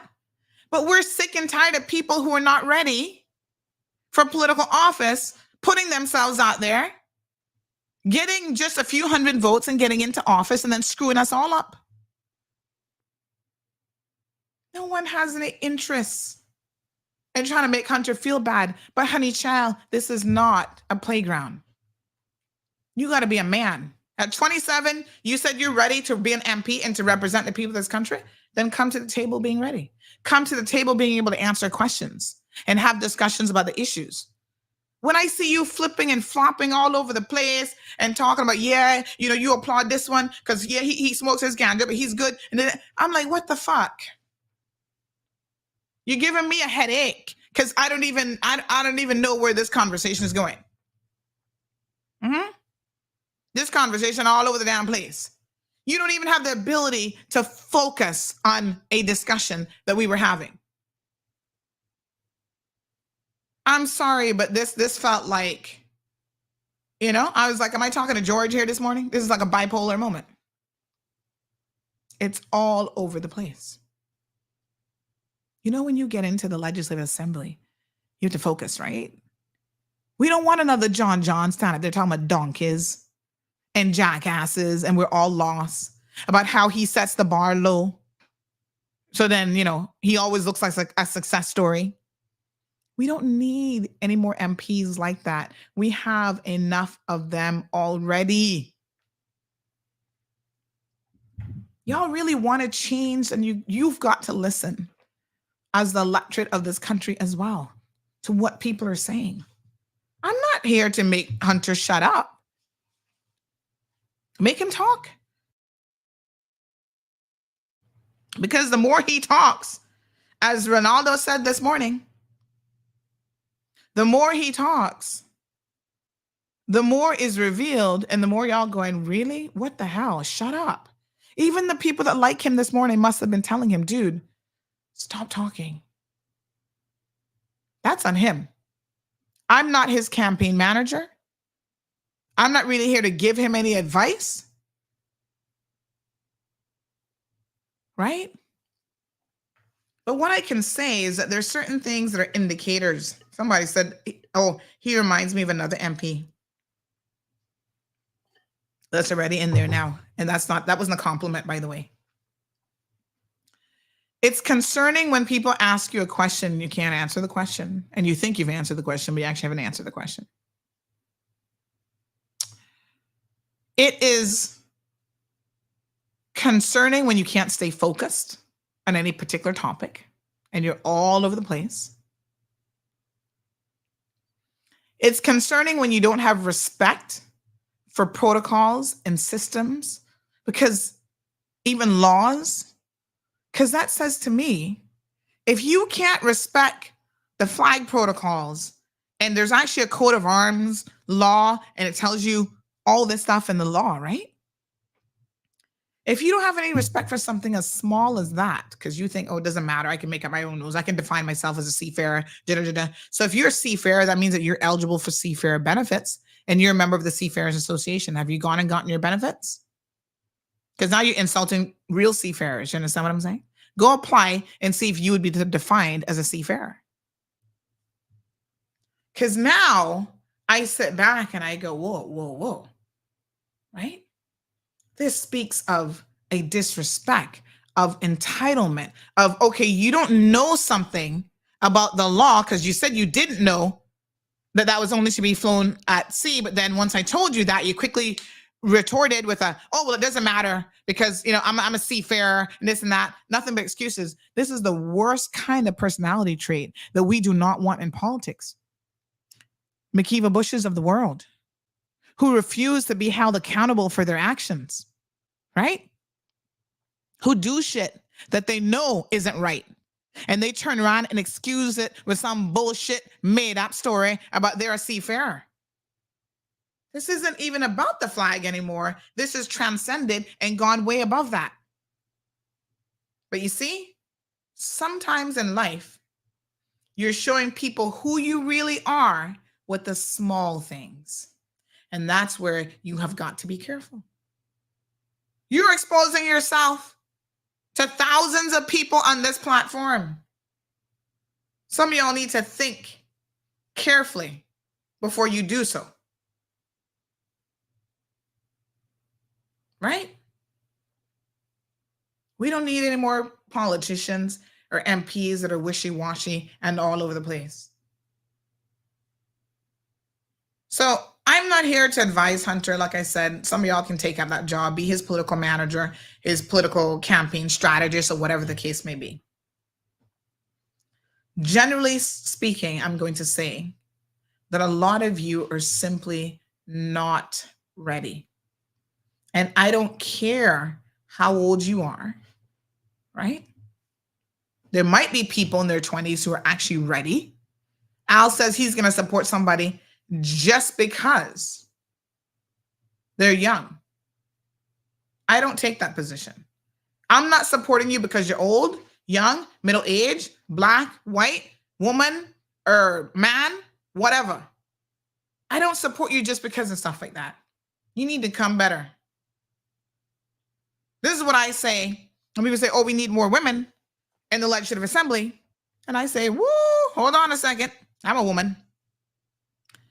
We need more of the right kind of women. Don't just make a blanket statement that we need more women, because right now we need more women. That has been met. We've had the most women elected to public office than we've ever had in there right now. And who is out there fighting for women's rights, maternity leave, family rights, abuse of our children, all this kind of stuff. But yet we have the most women that we've ever had in our legislative assembly. And I don't hear one single one of them bitches, excuse my language here this morning, you know what I mean? I don't hear a single one of them championing any of these issues that we as women actually care about. So what do we need more women for if they're not going to carry forward the voice of women in our community? What's the point? We need more women who want to walk around like they got a little ding-a-ling between their legs because they want to be part of the Good Old Boys Network. And they're allowing, like Kathy, the Good Old Boys to control them and tell them what to do. That doesn't make you a meaningful contributor as an MP, as a minister. You might as well not be a woman, as far as I'm concerned. What difference does it make? How has being a woman brought anything of value to Parliament? Women sit there and they see men sexually harass and abuse other women, civil servants, and they don't speak up. They and ha and in cahoots with these people. They wouldn't speak up when McKeever Bush was doing what he did. He assaults women all the time. They know what Chris Saunders was doing to women in the civil servant. How many of you MPs went up to his victims and said, I am sorry. This should never be. We're going to do something about this. We're going to stop him. None of you. That's how many. Not a single one of you. You are afraid. We have a female premier. She might as well be a man. What is going to change and what is going to benefit the women in this country and the children in this country? Nothing. She's out there talking about, oh, developers, we're going to give you your wish. We're not going to increase the stamp duty. Really? First female premier. Now she's got a round two. Is she not doing anything to help women in this country? In fact, she's holding y'all down because she's telling y'all, you can't be an effective woman unless your skirt is all the way down to your ankles and you go to church every single day and you're still out there doing the most foolishness, backstabbing people and sleeping with your drivers and all kind of stuff, but yet you're a woman.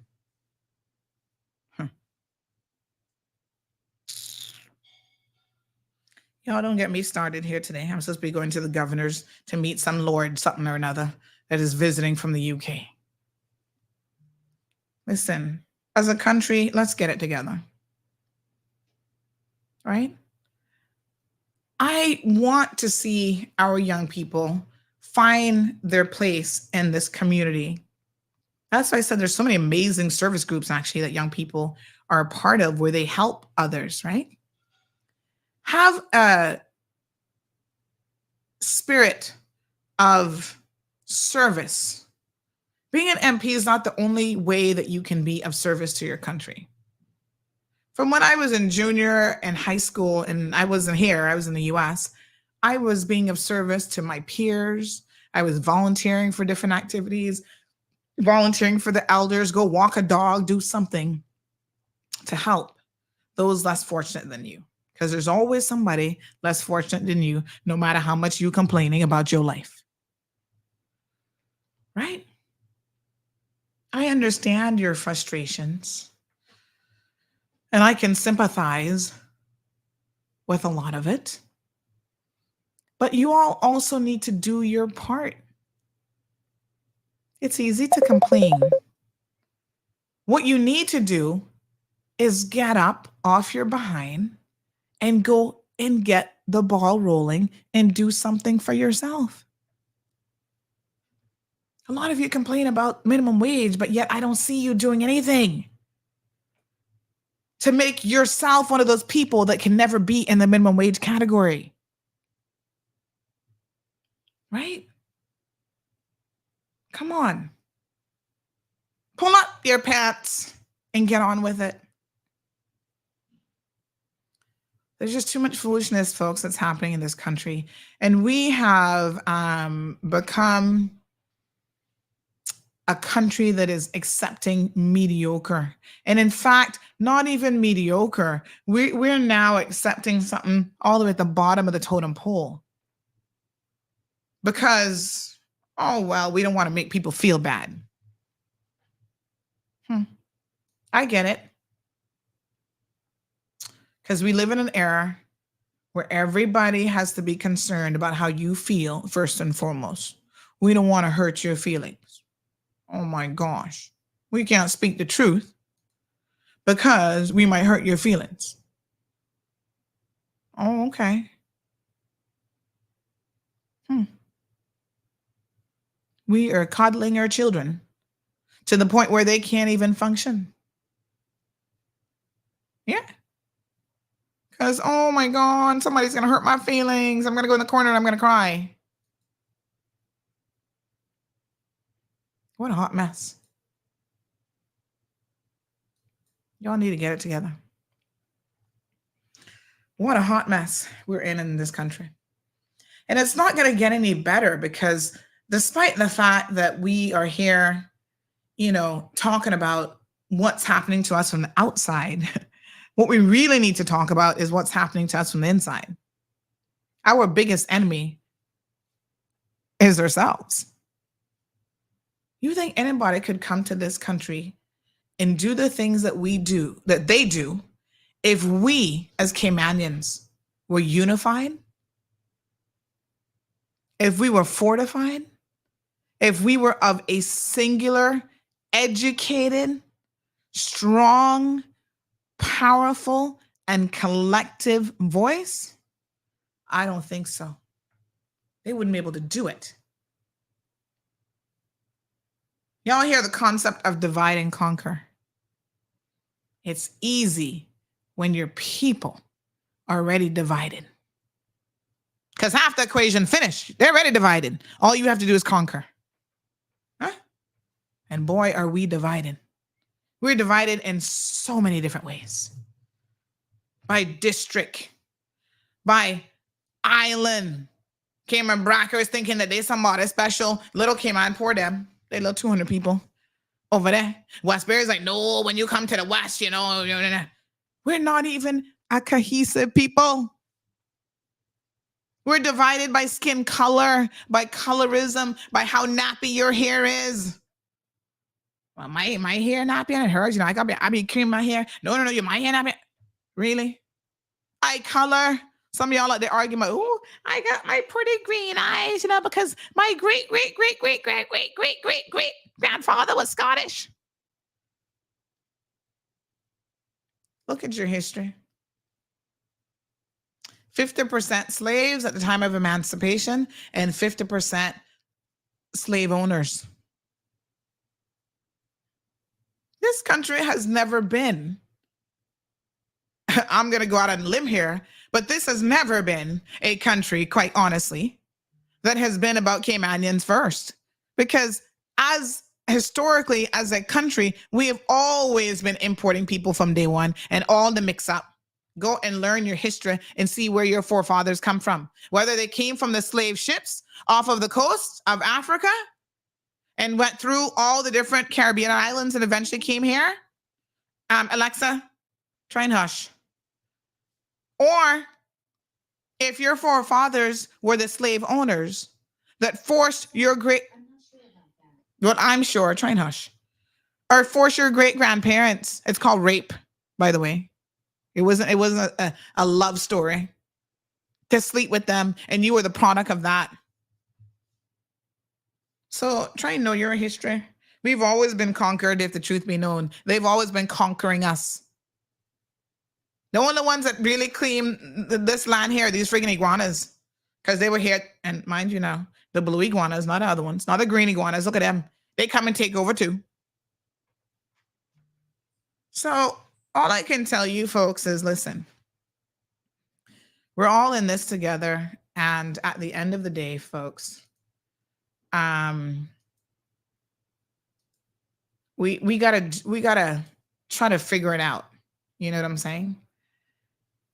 And it is challenging because on the one hand, individually, we all want to have our own individual success stories, and everybody defines that differently. Okay? But as a country, we need to collectively figure out what it is that we want, what direction are we going, and how we're going to get there, how we're going to make this happen. We got it. We're at a tipping point, in my opinion. This is just my opinion. We're at a tipping point that if we don't start to make some better decisions, we're going to go down that road that every other jurisdiction, regionally, internationally, has gone down, that we look at them now and go, oh my gosh, what a hot mess they're in. That's where we're at. And look at who we have leading the good ship, Cayman. There are times that, quite frankly, I am questioning if I should be proud to be a Caymanian. Because look at what we have. It's a shame. So 2025 will be here before you know it. My God, the time flies so quickly. It's already February 2024. We're going to have a lot of people coming out of the woodworks that they want to run for political office. We want to hear it. We want to hear what y'all have to say. Sure. Let's hear it. I mean, you have platforms that you can utilize. Y'all not going to be sitting here making this, political campaign for the rest of the year on CMR show. But we're going to put you to the test. We're going to ask you questions. And if you're not comfortable with that process, might I suggest to you that you do not pick up the phone and call this show. That would be to your detriment to do so. It's as simple as that. Do yourself a favor. That's my reminder about my interview at 12 o'clock. I'm going to head out here shortly. Do yourself a favor and get your own house in order first before you're going to jump up and say that you're going to teach us how to fix this country. If you can't fix your own life, how are you going to help us? Tell me again. That's the only thing I'm saying when I'm talking about you better come with some qualifications. No, sir. This person says, in fairness, if the people we would want don't step forward to be nominated, then the steaming pile of horse shit is what we'll be left with. Charas, we are really screwed. Then step forward. Those of you who believe that you can offer something of value to this country, step forward. Now, I know that means it's going to be a sacrifice for you all. Because yes, some of you will make more money. You won't have people intruding in your lives. You won't have people begging you for this, that, and the next thing. And you might not even like that sort of thing. But if you want to make a difference, you have got to step forward.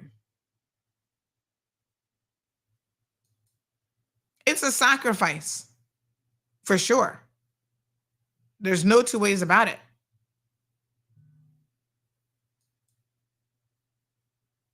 I don't know. Where we stand now is, I feel like we're on quicksand. And it isn't a good feeling.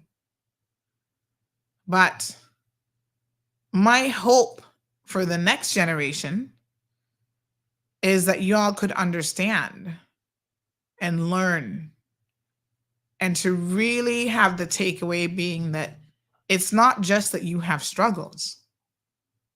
You've got to have solutions. And maybe you don't have the solutions yet because you just haven't lived long enough. You haven't struggled long enough, even, if truth be told. I hear y'all about your struggles. And yet most of you have never even gone without food. You've not gone without clothing. Your parents have made immense sacrifices so you could go away. You've gone off on a government scholarship. You've gotten an education. So I guess really your struggles are different. Very, very different. And your expectations are also different. This what this generation is? Xers? Generation X? Boy, they want it now. They want it, I saw somebody on Facebook post something about Generation X and I had to laugh. But they don't understand us. And I'm like, y'all don't understand your own damn selves. Millennials. I'm like, y'all don't understand yourselves. That's part of the problem. We're Generation X, right? Well, I don't even know. Who's Z? Who's X? Millennials. Y'all don't understand yourselves, but you think you do. You think you have all of the answers, and you don't. But it is very, very interesting how you all perceive the world. And in part, some of that is our fault as parents. We have managed to raise children that are entitled. We have managed to raise children that don't have a sense at all of what is really, really going on and like, you know what I'm saying? That's why I encourage all of you to go live abroad, because you would then have some perspective, some point of reference for some of the things that you believe. It's just shocking. Anyway, what can we do? I don't know. As parents, I only have one. So I have to try and prepare her. Not just for Cayman, but for the world. And she may not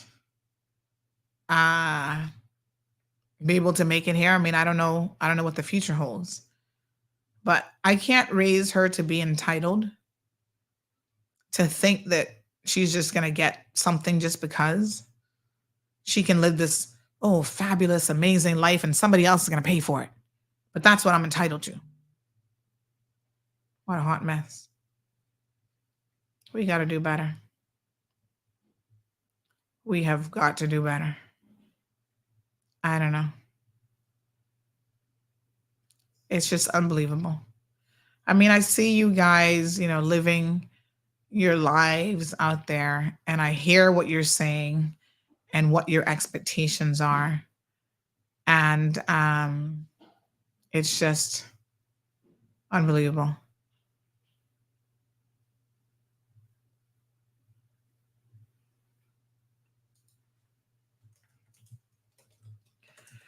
Anyway, one day at a time, sweet Jesus. What else can you do? One day at a time, honey child. Ay, ay, ay. Folks, please have a good weekend. Denver says a young struggle today for more of a social and outside interference situation and not an economic one. Oh, it's economics.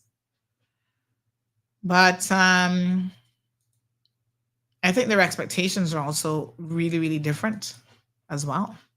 Things have changed. Shaka Zulu says you're Generation X to the bone, Anty Sandy. What a hot mess. Anyway, honey child, try to be good this weekend. No drinking and driving. Y'all know the story. Be good to people just because you can be.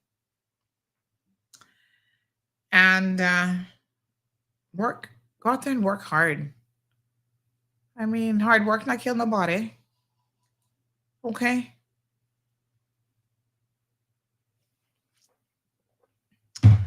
I got 2 interviews this afternoon.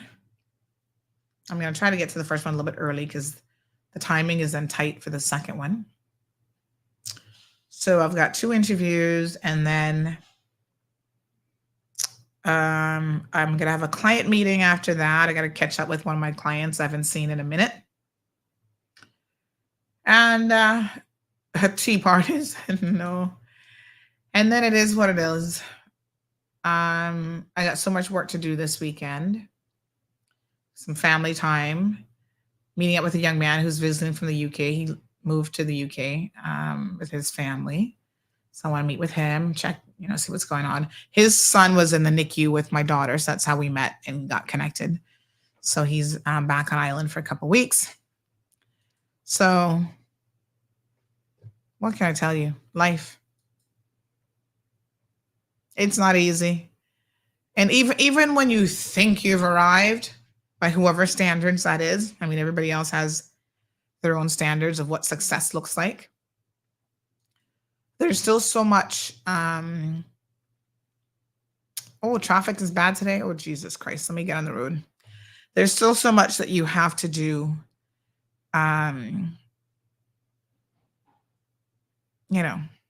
You can't just sit back and be like, okay, I've arrived. I'm done. That's it.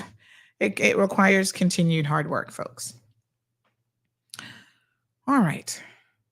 Millennials, good luck to y'all. We're here for you. I mean, you've got to be willing to listen and to take counsel and not just say it. It's fine to say, yeah, I want to learn. I want to listen. And then all you do is talk. Go spend some time at some of your seniors and just sit down and listen to them. You'd be surprised what you can learn.